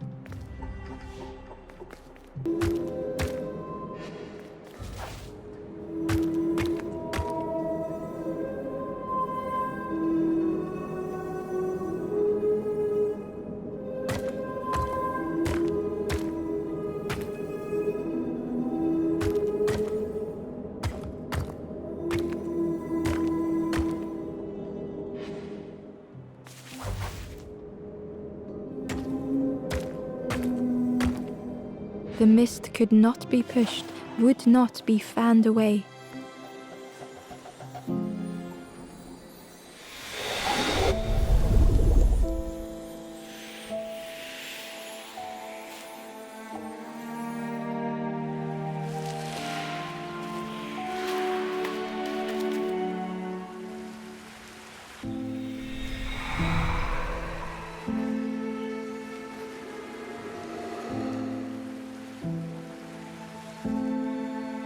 The stranger spoke. The fog didn't choose me, it just was. I hope it never closes on you, friend.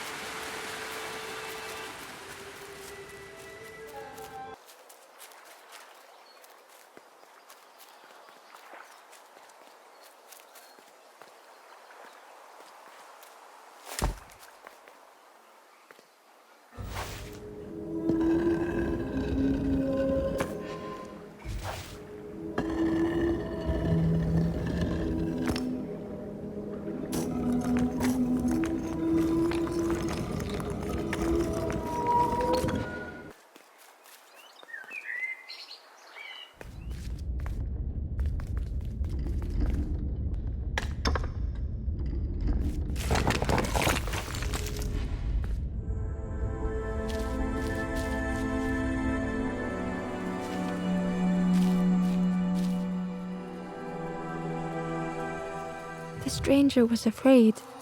They couldn't see what lay ahead.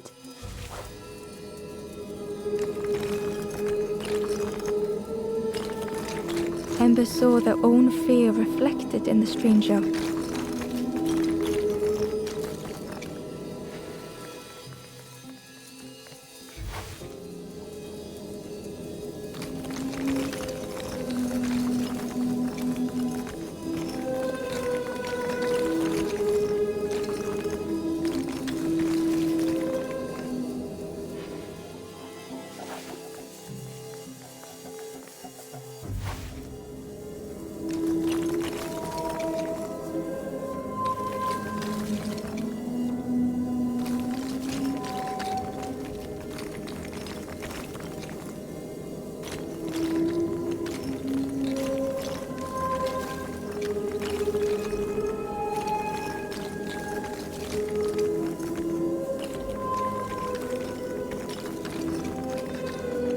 The darkness hungered for them all.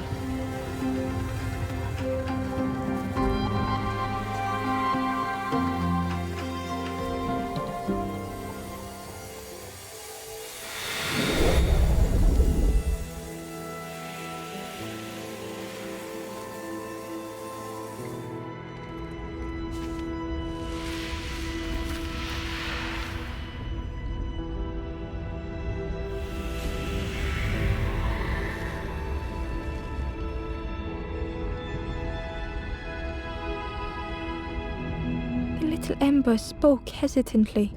How do you continue, never knowing if we'll reach the end?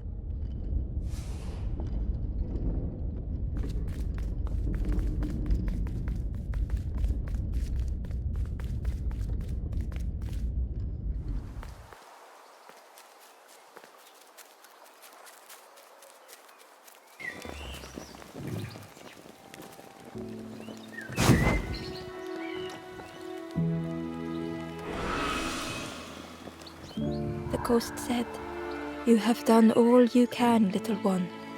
Your journey lies ahead.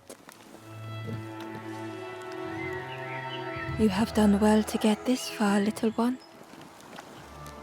I will clear the path ahead for you."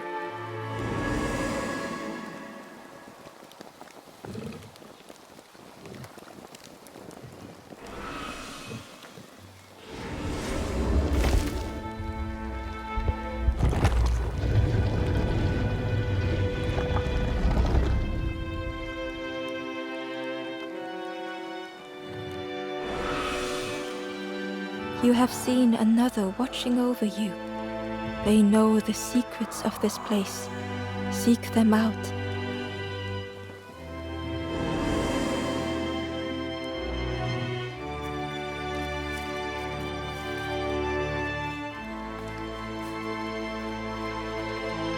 With courage, the Ember said, "We should be more careful of each other."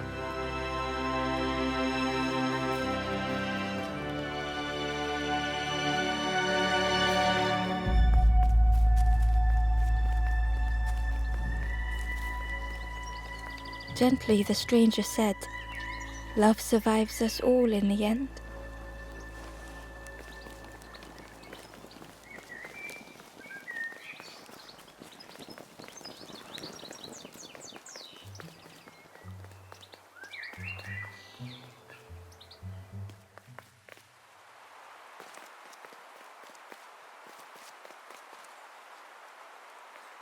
The painting was the same as Ember had seen before. Two embers shone clearly in the daylight now, their journey ahead.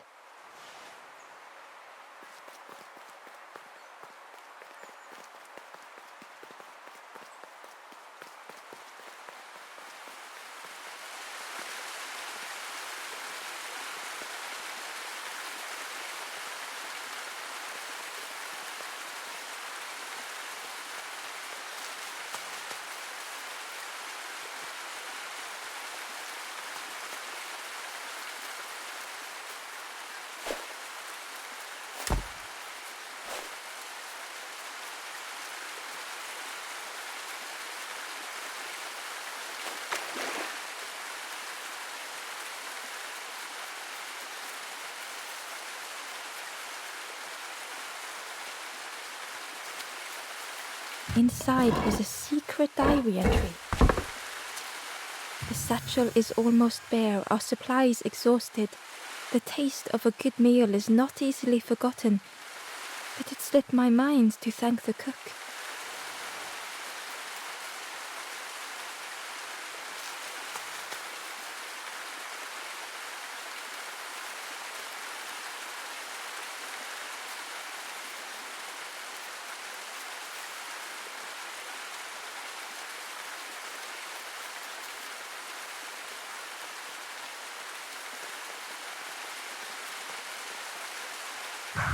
Well now, we've been looking everywhere for you. Ooh, fun, over the wall they goes. Hope you have a good excuse for running off, Scab. Ember's heart sank. Ember tried to think of an excuse. Save your made-up stories for the Forest King. Oh yes, tell the lies to the king.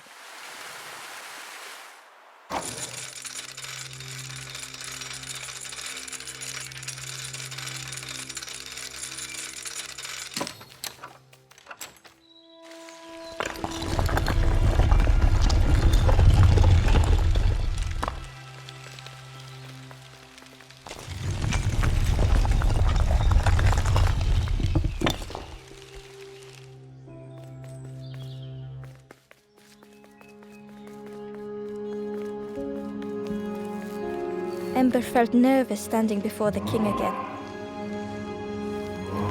Frustrated, the Forest King said, "Poor tired Ember, where did you go? You must rest now. You give false hope. Try and fail and hurt. This is all there is." Ember could feel the Forest King looking right through them. This end, there no more. Why not stop? Let go of this. You must stay, no more foolish hope. Last chance. Take key now. Make sure gates are locked. Let no more in, let no more out. Ember took the key. What choice did they have?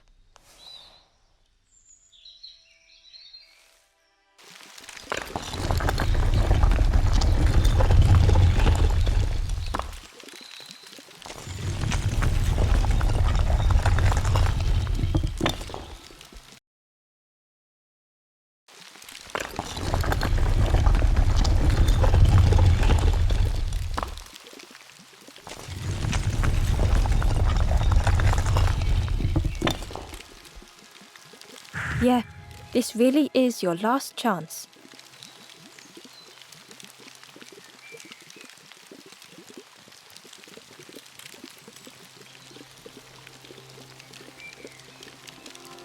Don't betray the Forest King again.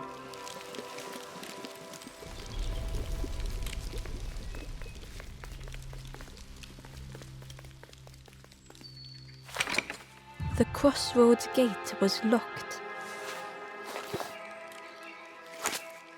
Ember placed the key in the lock and slowly began to turn it.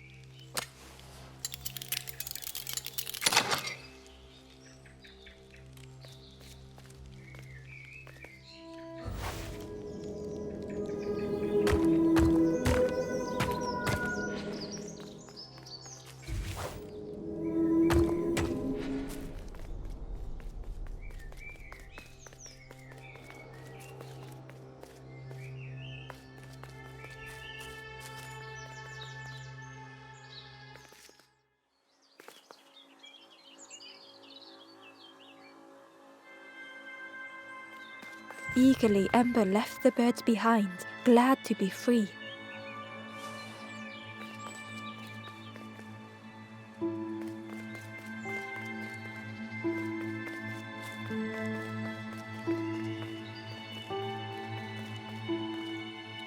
The traveller whispered, "Used to be a river all round here. Watched the birds build the dam night and day. Took them forever, they had no clue what they were doing. It was hilarious."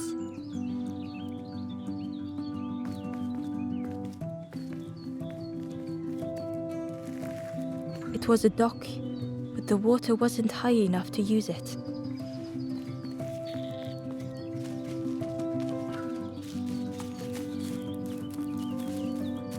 It was an abandoned boat, sadly stranded in the mud.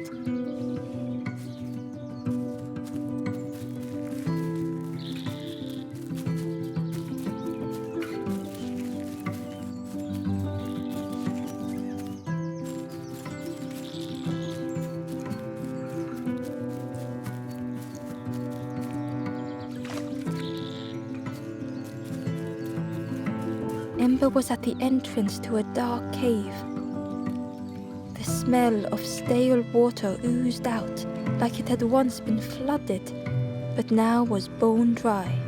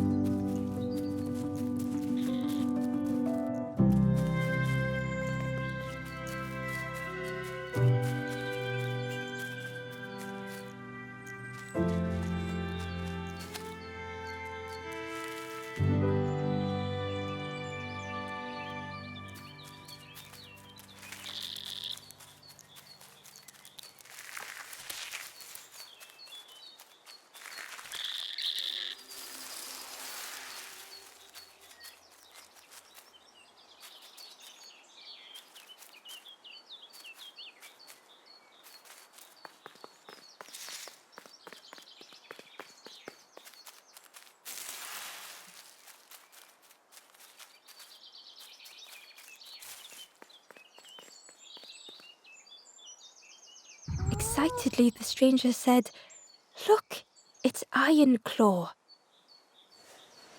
"Friend, this crab is the terror of the marsh. Together we can trap him. I've got a plan, been waiting for someone to help. You help me, and I'll help you. Try lowering the crab over here with the chum in that bucket."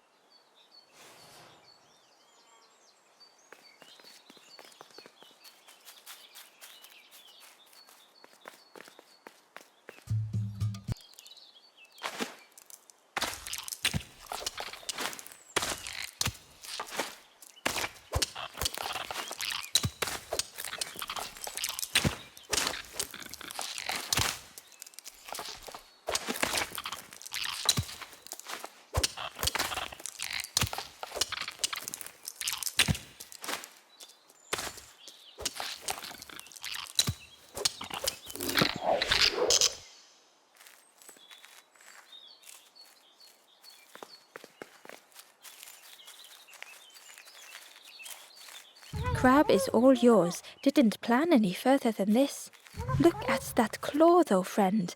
Could do some real damage.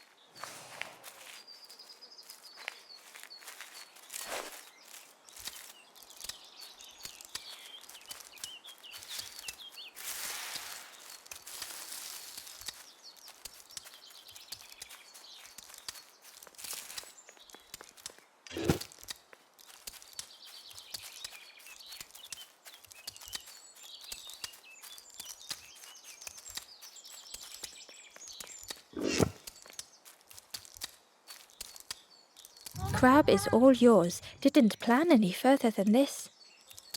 Look at that claw though, friend. Could do some real damage.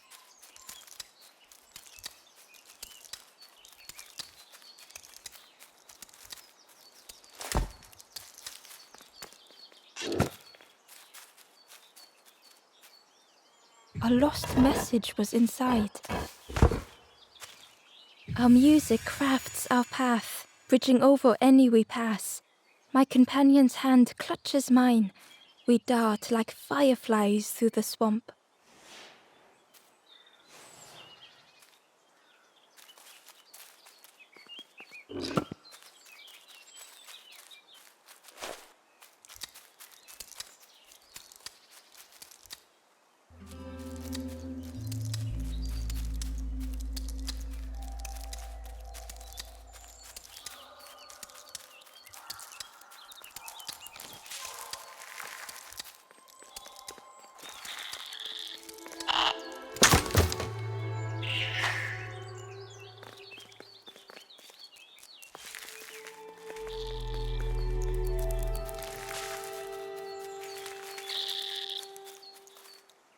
The forlorn was not the same as the others, flinching at Ember's approach. The stranger spoke. "I don't want your help. I'm not ready to let go of how I'm feeling." With regret, Ember moved on.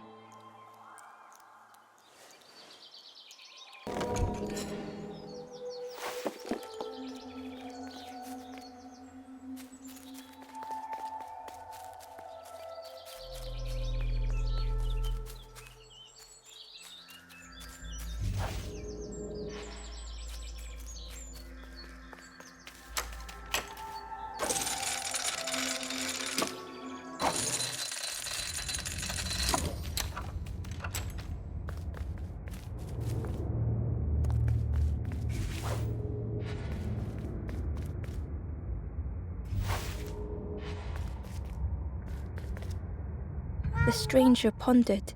"I just wanted to fix things, to help get the water flowing again. But I have absolutely no idea what I'm doing."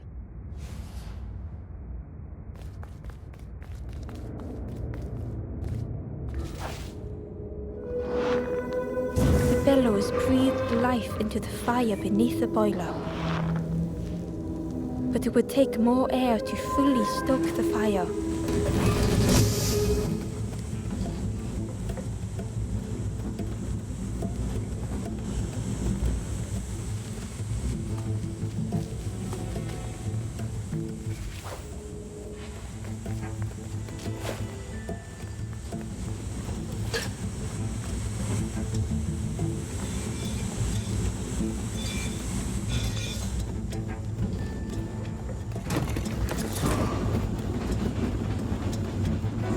Oh, that did something. I think there's one more of those valve things.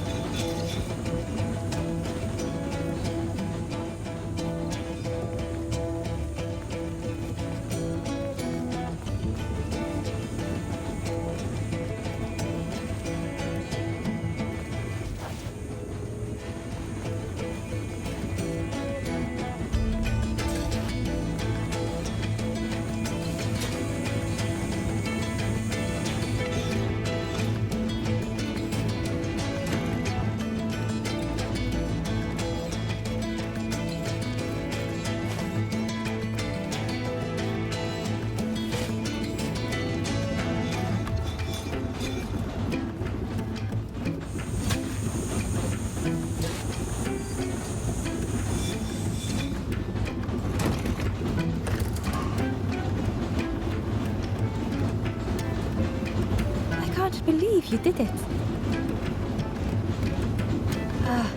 I hope we don't get in trouble for this. With a satisfying rush, the dam waters burst.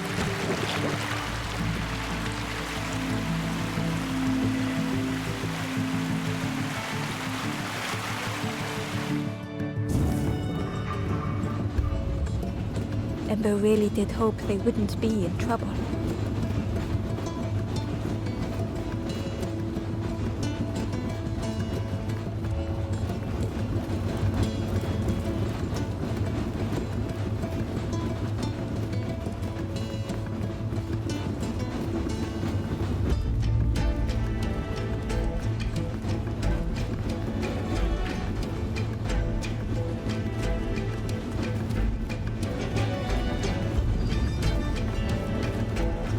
The stranger popped to help get the water, but I have absolutely no idea what I'm doing.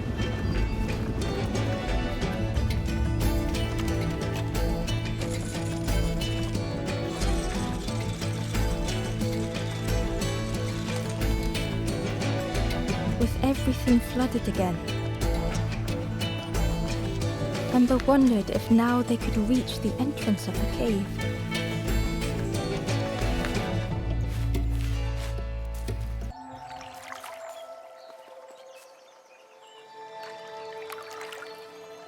Freed from the mud, the boat looked inviting.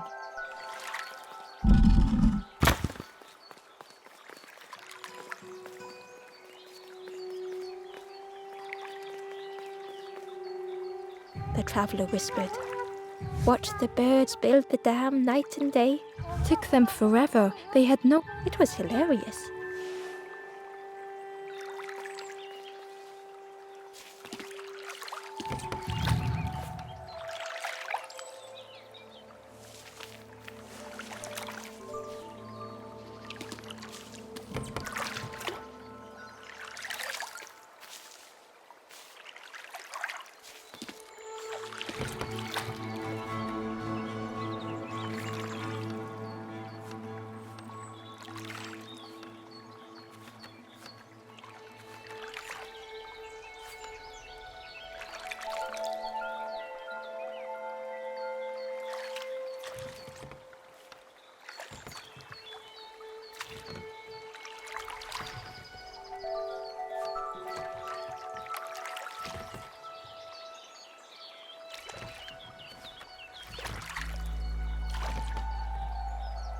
The boat was a perfect fit for Ember.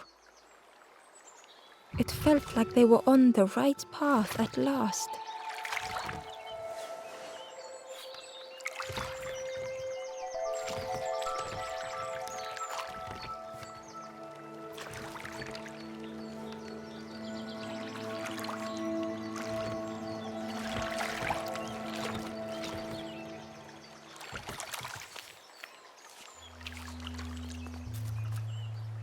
Inside was a scrap of journal. Less and less grows here. I dare not go in the caves alone. The spiders whisper. Their cobwebs glitter. I am not sure I am ready.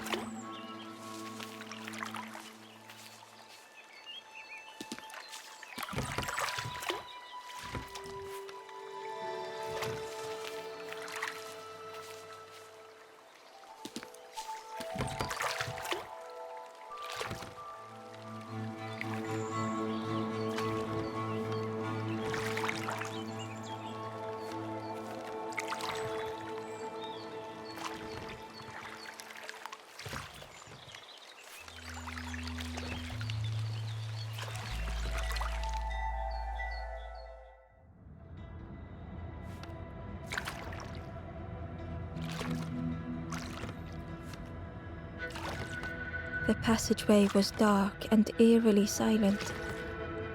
Ember wondered why the dam had been blocked.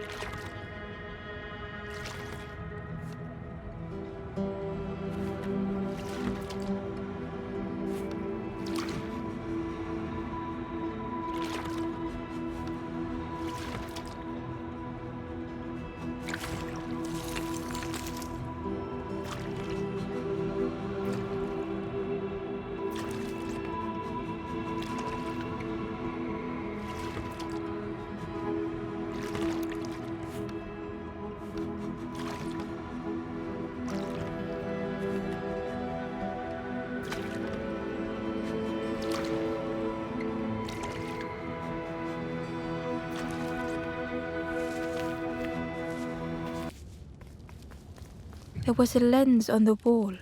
It looked dull in the darkness.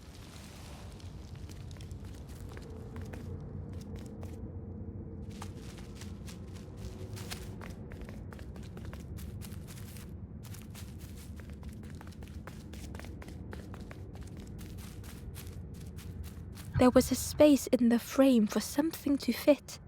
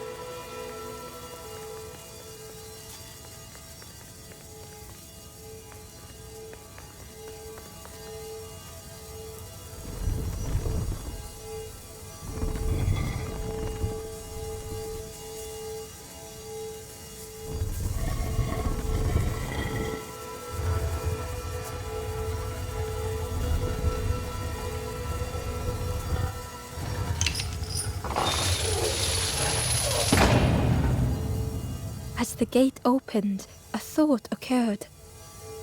What was the gate keeping locked away?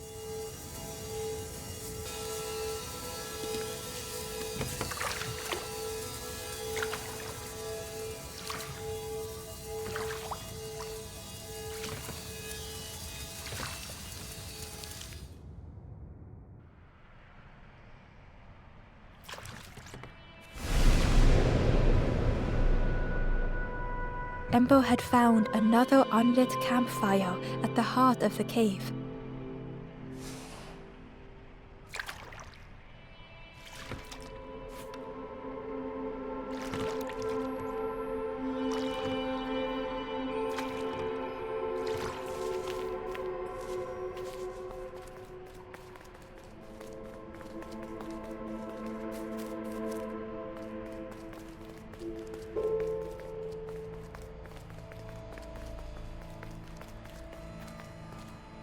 ghost said, "Speak and I will listen."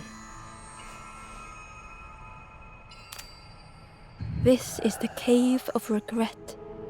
Fear would not allow hope to find a perch here. You must not lose hope, or you too will turn forlorn. Ember thought of those they loved, those they'd left behind.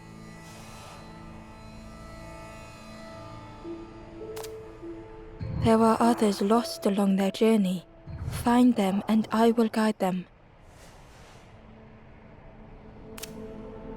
Not far from this campfire, a path runs north. Where the pathway ends, a forlorn lies helpless.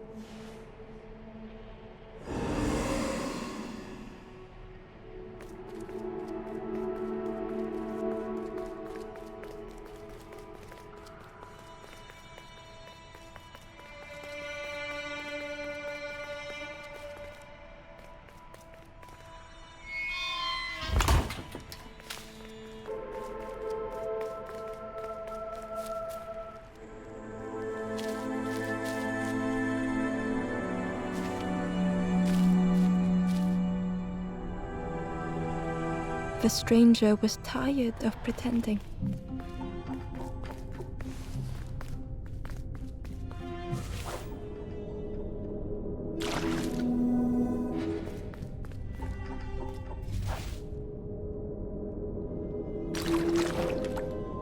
They'd never have made it on their own.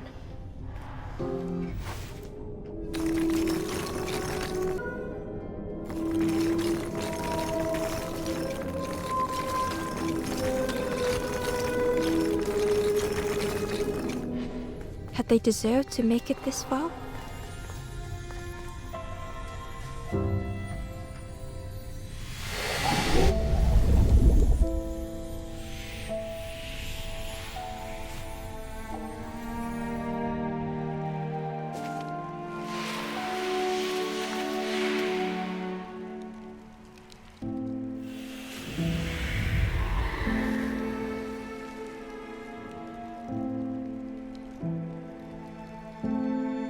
The stranger spoke simply. "Thank you."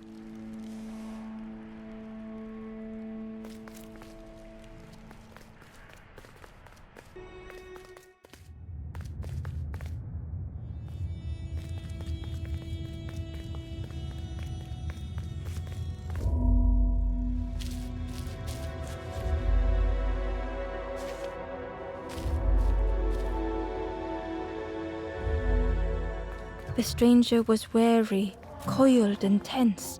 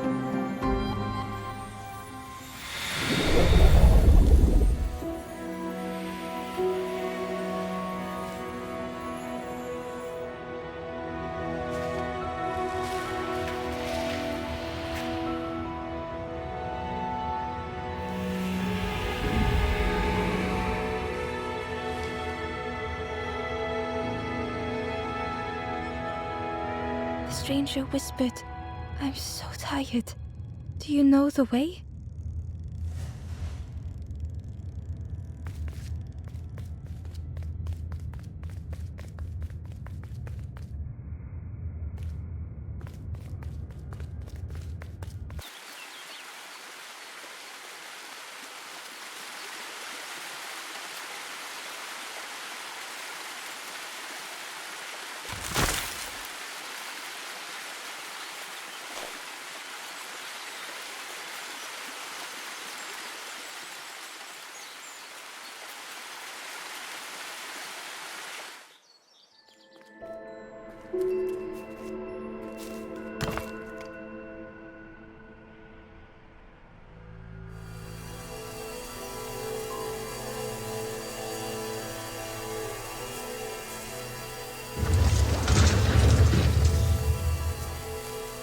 A shadow moved in the distance.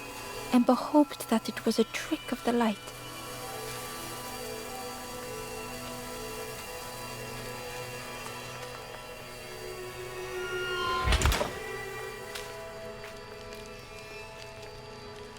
The stranger whispered. Seen one just like you around here a lot. Creepy, that one is. Peeping out, watching you. Yeah, watching you. Specifically you.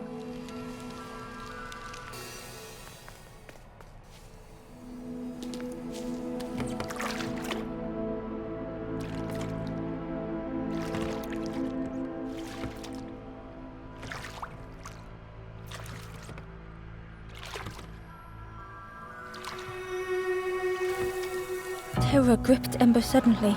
Fear overwhelmed them.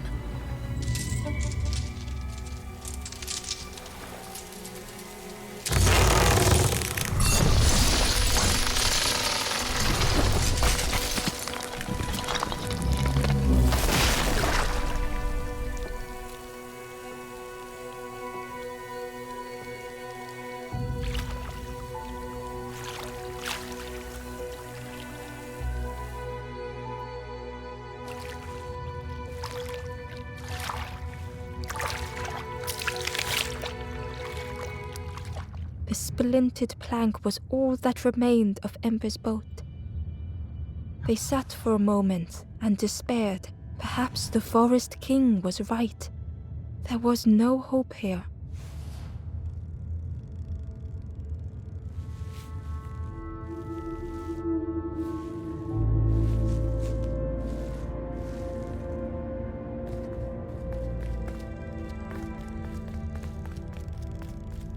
A discarded builder robot.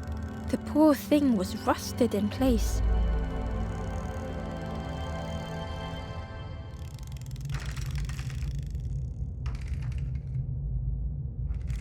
The builder's thoughts were stuck in a loop. Turning slowly to rust, only the echoes for company.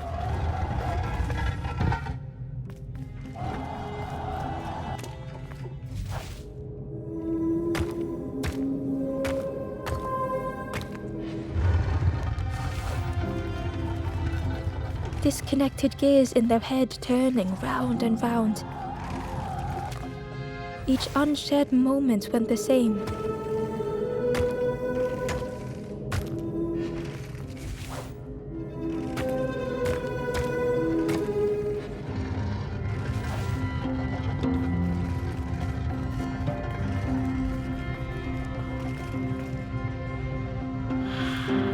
Lost and uncared for was a dim glow. The years of loneliness had warped the builder's feelings. Perhaps they should be alone. Time spent with others felt like a false memory. The soundless days measured piece by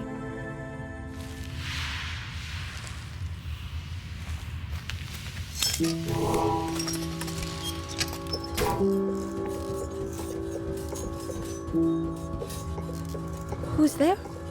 It's dark, I'm ever so afraid. Keep talking to me, please.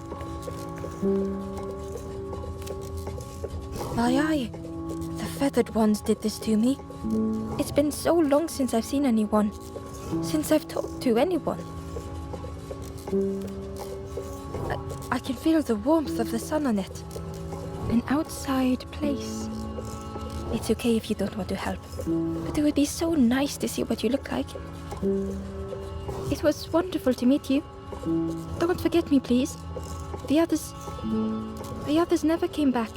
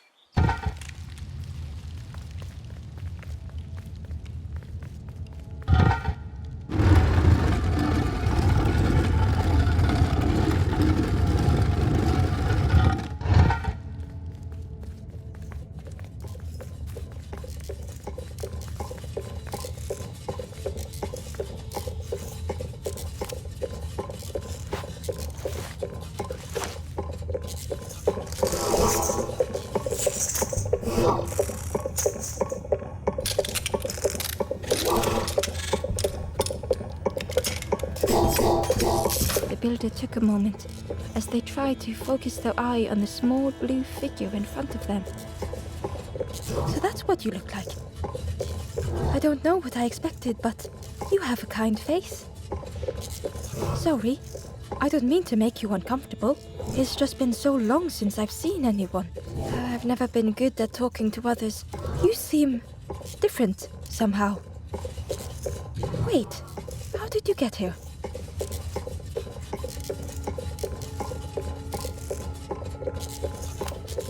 That doesn't sound right. The snake doesn't want to hurt anyone. Don't listen to what the birds say about them. The snake is just drawn to the light. It was probably just curious of you. The builder seemed to have an idea. You know, maybe I can help you.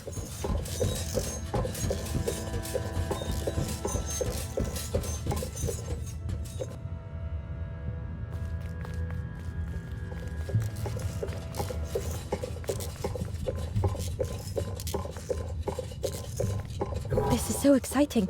This is what I was made for. It's been so long since I made something for someone. Ember watched in amazement.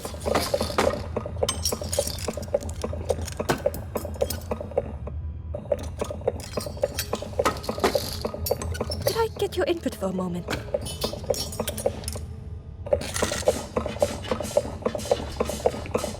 The scraps of broken wood and metal were being transformed.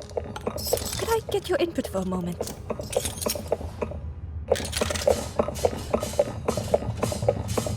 Whatever the builder was making was nearly ready. I really sorry it's a bit rough around the edges. It's definitely seaworthy.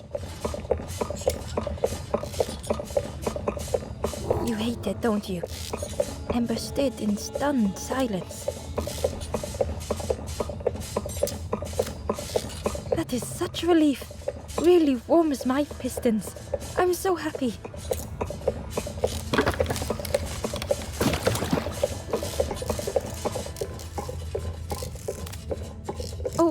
Oh no.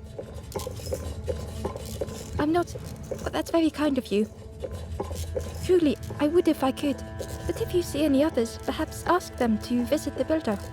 Ember would come back if they could. Perhaps the builder just needed more time.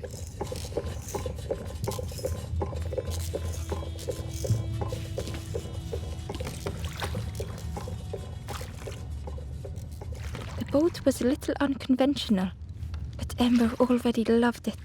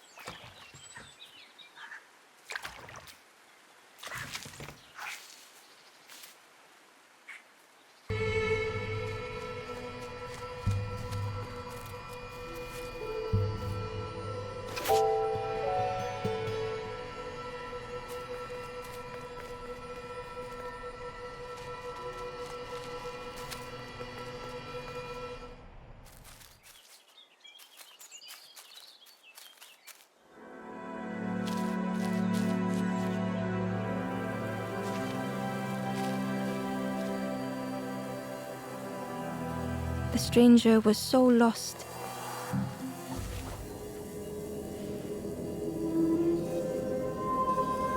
Curling and coiling, lost forever.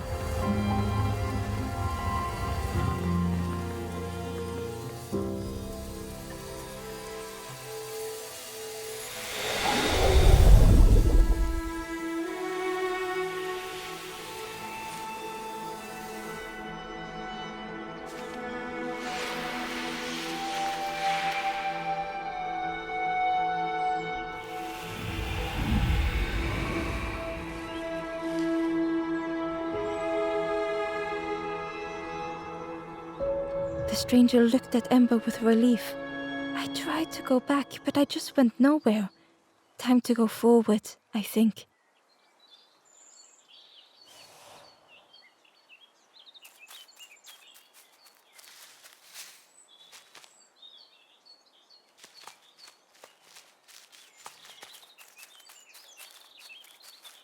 Hidden inside was the Wanderer's journal.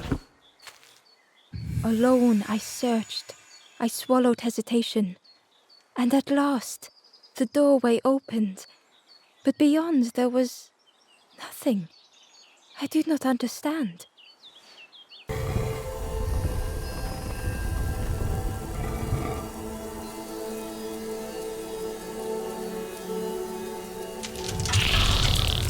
The light acted as a beacon, drawing the snake away from the forlorn. Ember swallowed their fear, feeling tiny before the enormous serpent. The forlorn was released from the coil of the snake's body.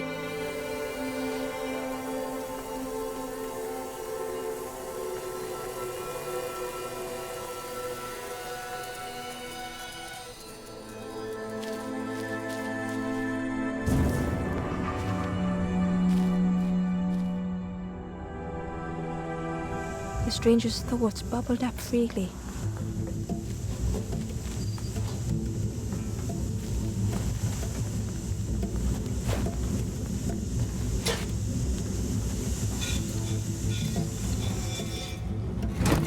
The invitation was clear.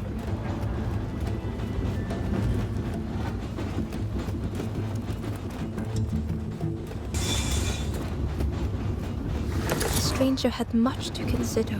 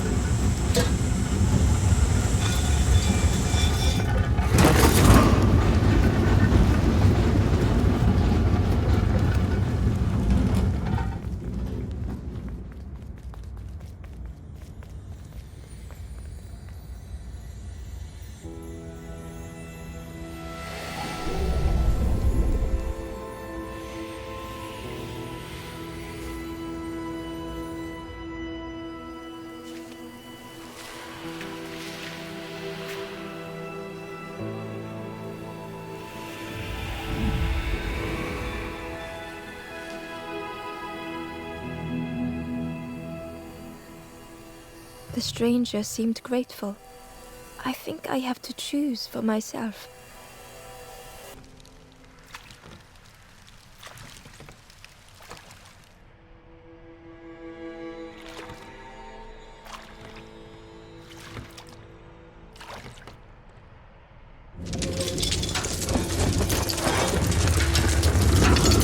A tremendous, terrifying shape slithered from the shadows.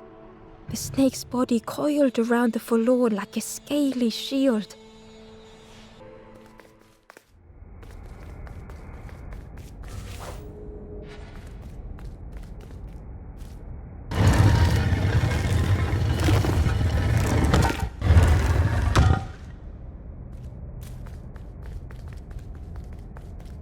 Inside was a secret diary entry.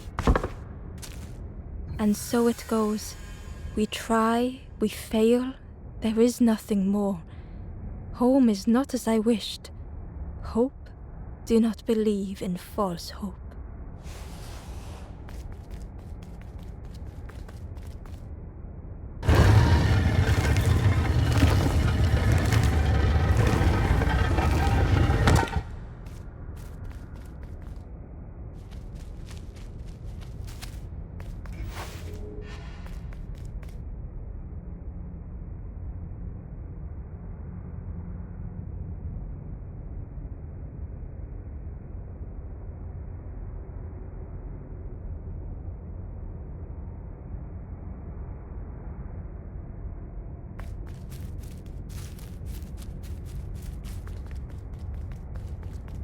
There was a space in the frame for something to fit.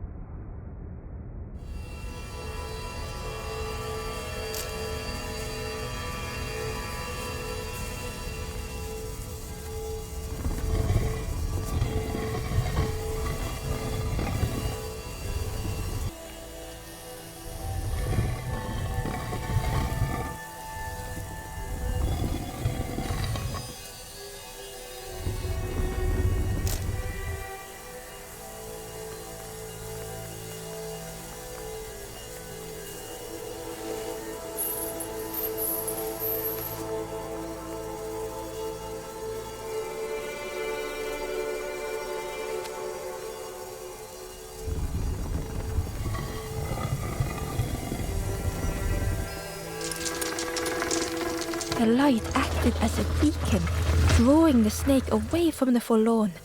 Ember swallowed their fear, feeling tiny before the enormous serpent. The forlorn was released from the coil of the snake's body.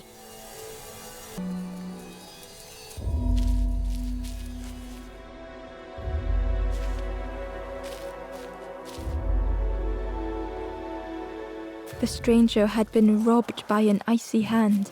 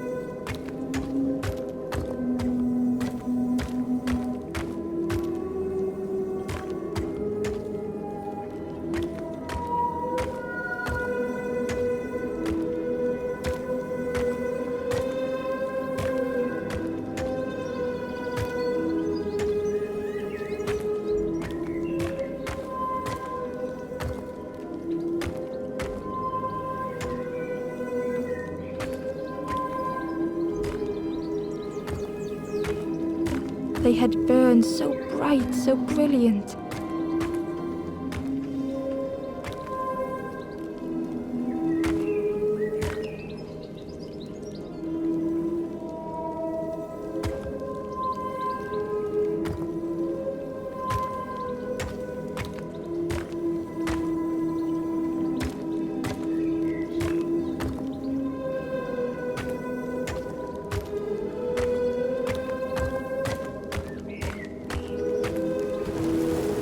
With flicker and ash, their flame had faded.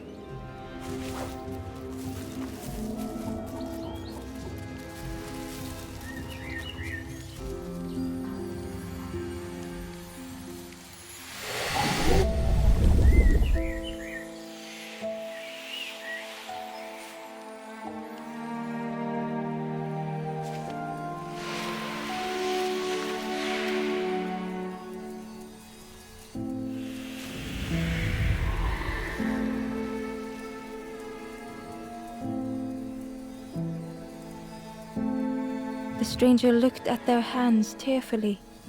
I had forgotten how warm it feels, just being.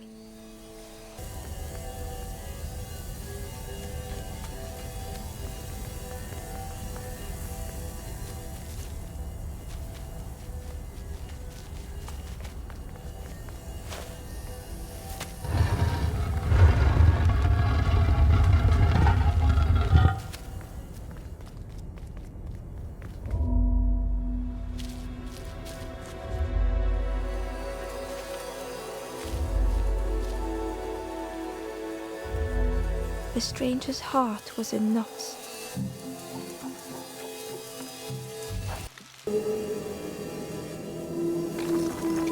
The sun faded memory.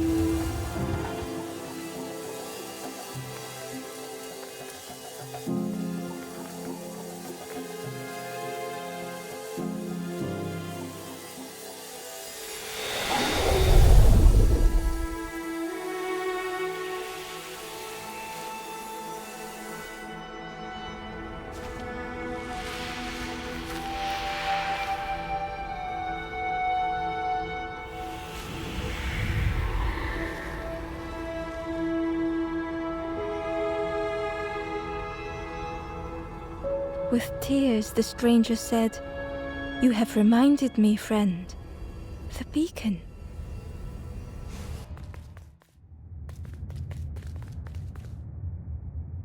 Ember felt pity for the skeleton, without a flower to mark their grave.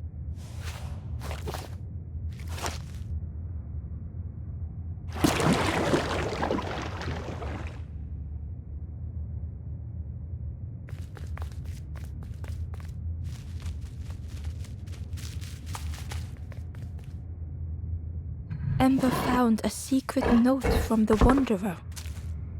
A few embers flock together. Together we linger. Together we could be a beacon, a lighthouse.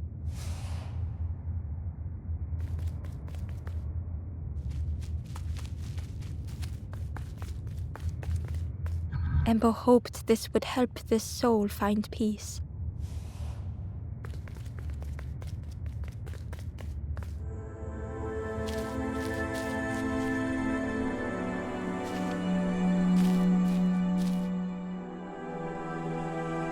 The stranger had misplaced a memory.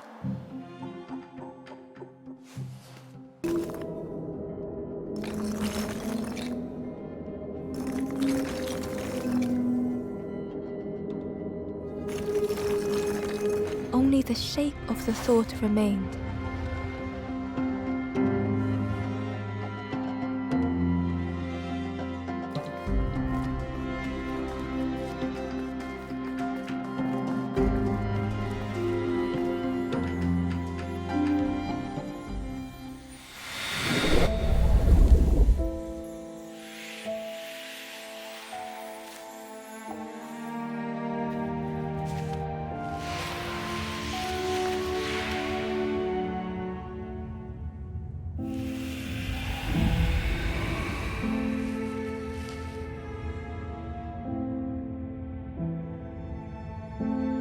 The stranger looked around fearfully.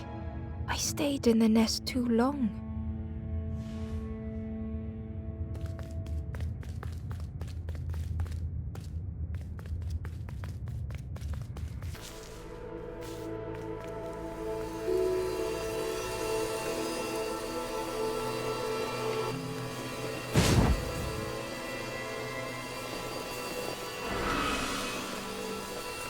The ghost said, "You have done all you can, little one.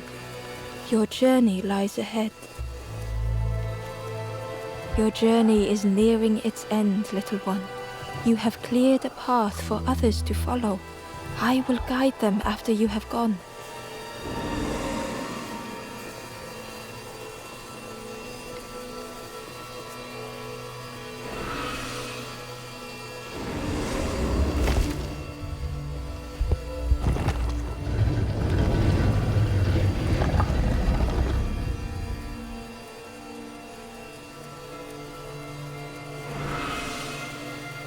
Only the Forest King knows where the final campfire sleeps. Ask them your questions. Know that if you return here, you will always be welcome.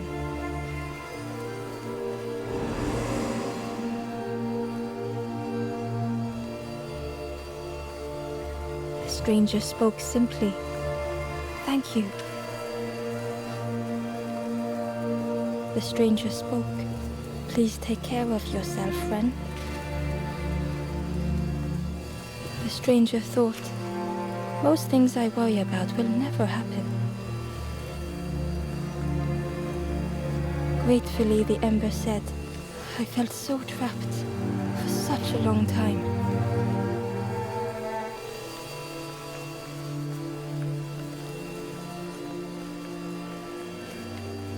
The stranger said thoughtfully, "I needed better friends. I can see that now." The ember spoke hesitantly. "Nothing is endless. Nothing." Gently, the stranger said, "Love survives us all in the end."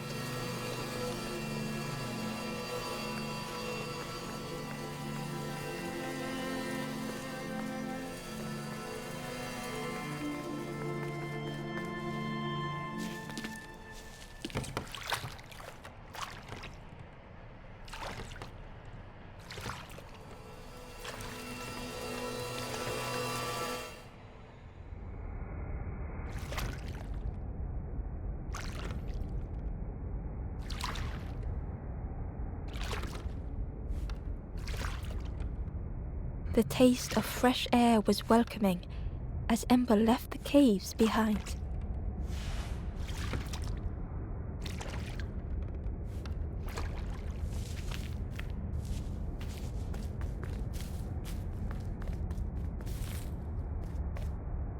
The forlorn was different.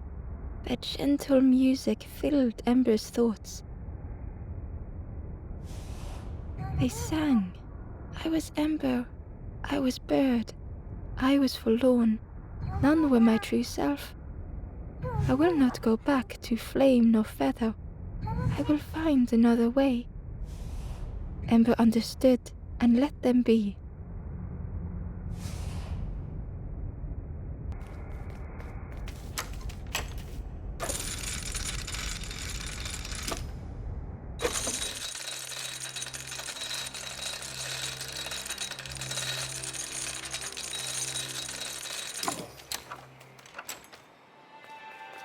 Something was wrong. Ember could feel it. It was quiet. All the birds had gone. The traveler looked lost. Have you been searching for home too? I wandered so long. But something feels wrong out there. I'm not sure it feels right here either.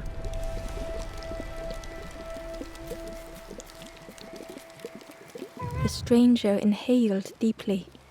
The cook taught me this recipe. Don't tell anyone, but the secret ingredient is pork.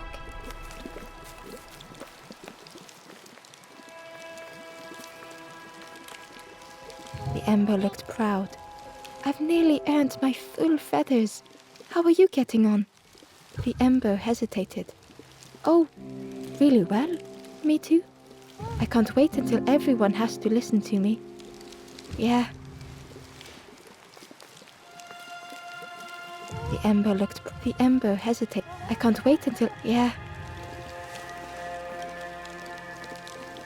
The Ember hesitated. I can't wait until, yeah.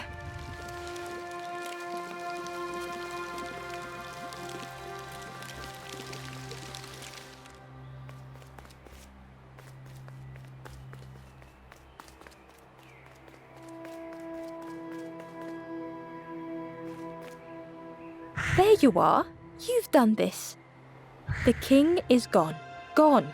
What did you do? Telling lies, being tricksy? We had no troubles till this one. The king is dead. Dead. They'll be coming for us now, all of them. Who looks after us now? What does we do? I'm not a real bird, just wearing bird clothes. They're not even a real bird. Who look after them now?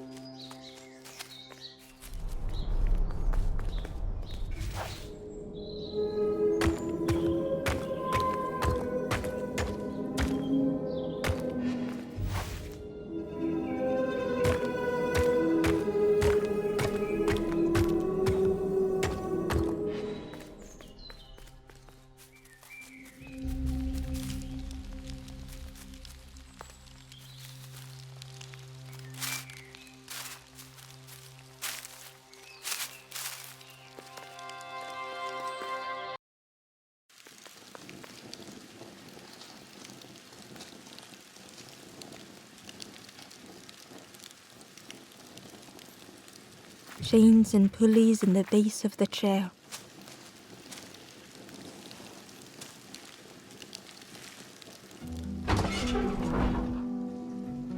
It didn't feel real. The Forest King wasn't real.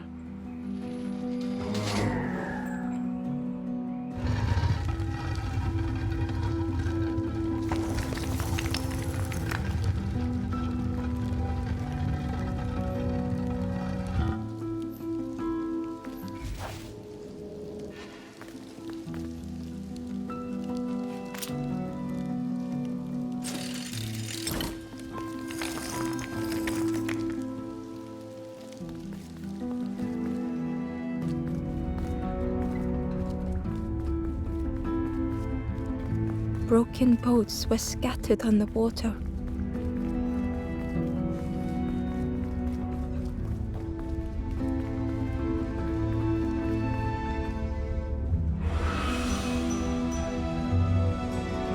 The ghost spoke. "Brave little one, few have made this journey. This is the last campfire. Your path ahead is clear. What you do now is yours to decide."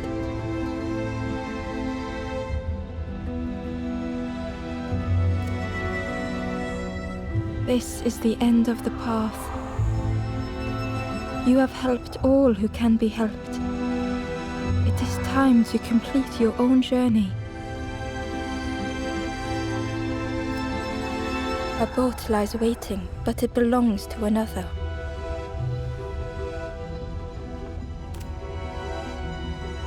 Their path was not so straight as yours.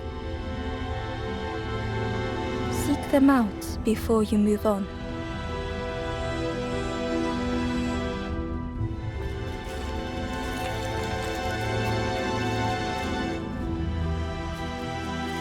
In the clearing, Ember hoped to find answers.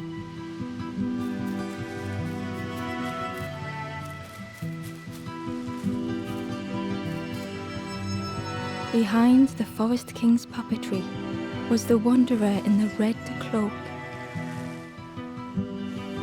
The stranger spoke. "Why didn't you stop? Why not stay safe in the nest I made? Don't you see? This is all there is, just the end. What hope can there be in that?" The stranger had dropped their mask. Ember knew they spoke the truth. The path goes nowhere, but we sail on regardless, slipping beyond the horizon, one after the other. I couldn't bear it. In the end, I destroyed the boats. What have I done? Slowly, the stranger withdrew. I wanted to be a lighthouse for others. How do you save others once your light has gone out?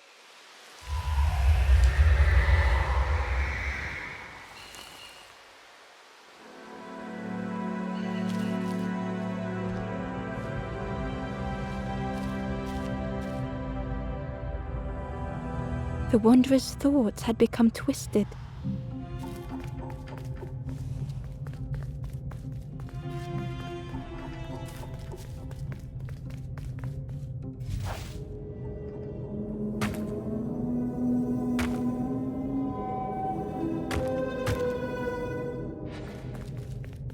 Hiding every day behind a mask.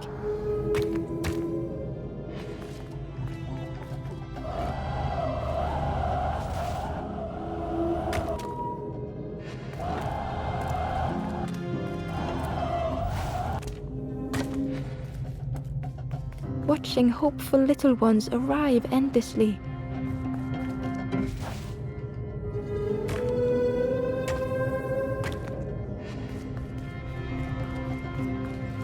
Knowing the empty path that lay ahead.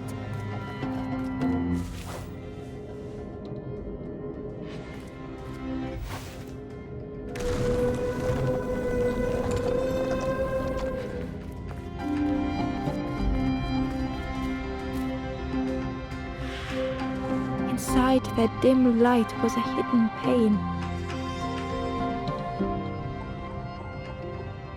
They had watched those they care for turn forlorn.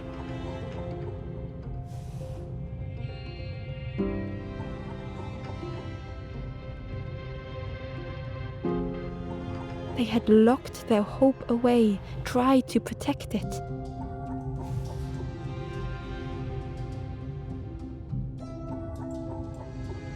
And Ember's actions had seemed a distorted mirror.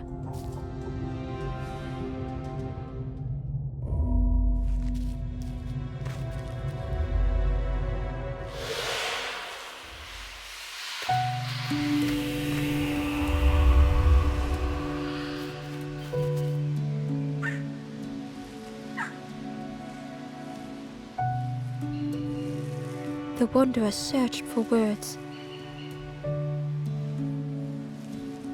When I reached this place, I could see the truth. This is all that there is. There is nothing that comes after. How do you face that? I'm not ready.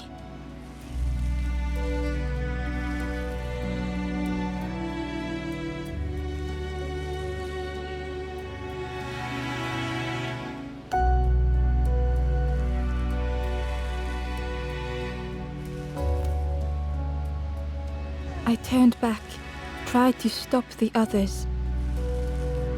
Built a little nest. What a mess that was. You hope, you try, you fail, and then nothing more.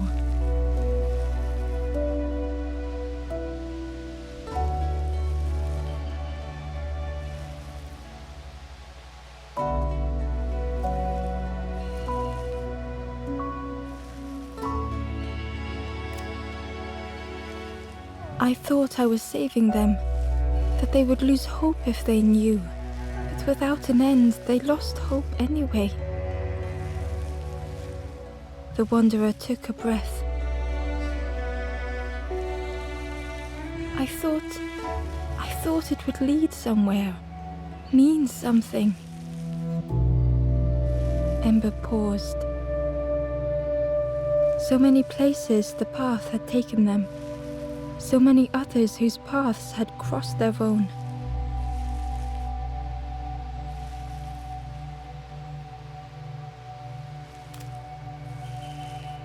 After everything I've done, I don't deserve to move on. Only my boat remains. Take my oar. Finish your journey. Leave this place. Ember knew the end lay ahead. Were they any more ready than the wanderer?